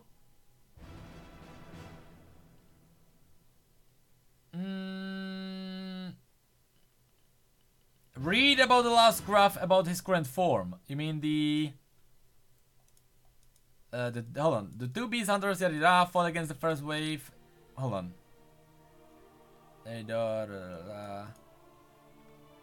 Here is where he jumped in, so this is the current form, I guess. Now hold on here. Even so, the human and darken elements of this imperfect form are in constant flux, with each man control. Before we level the other, Varus fights to silence the 2 mortal souls. What's the race? Still, Valkyrie struggle to. No, hold on. So that's not the one. That is not the one. Thank you. Oh my God.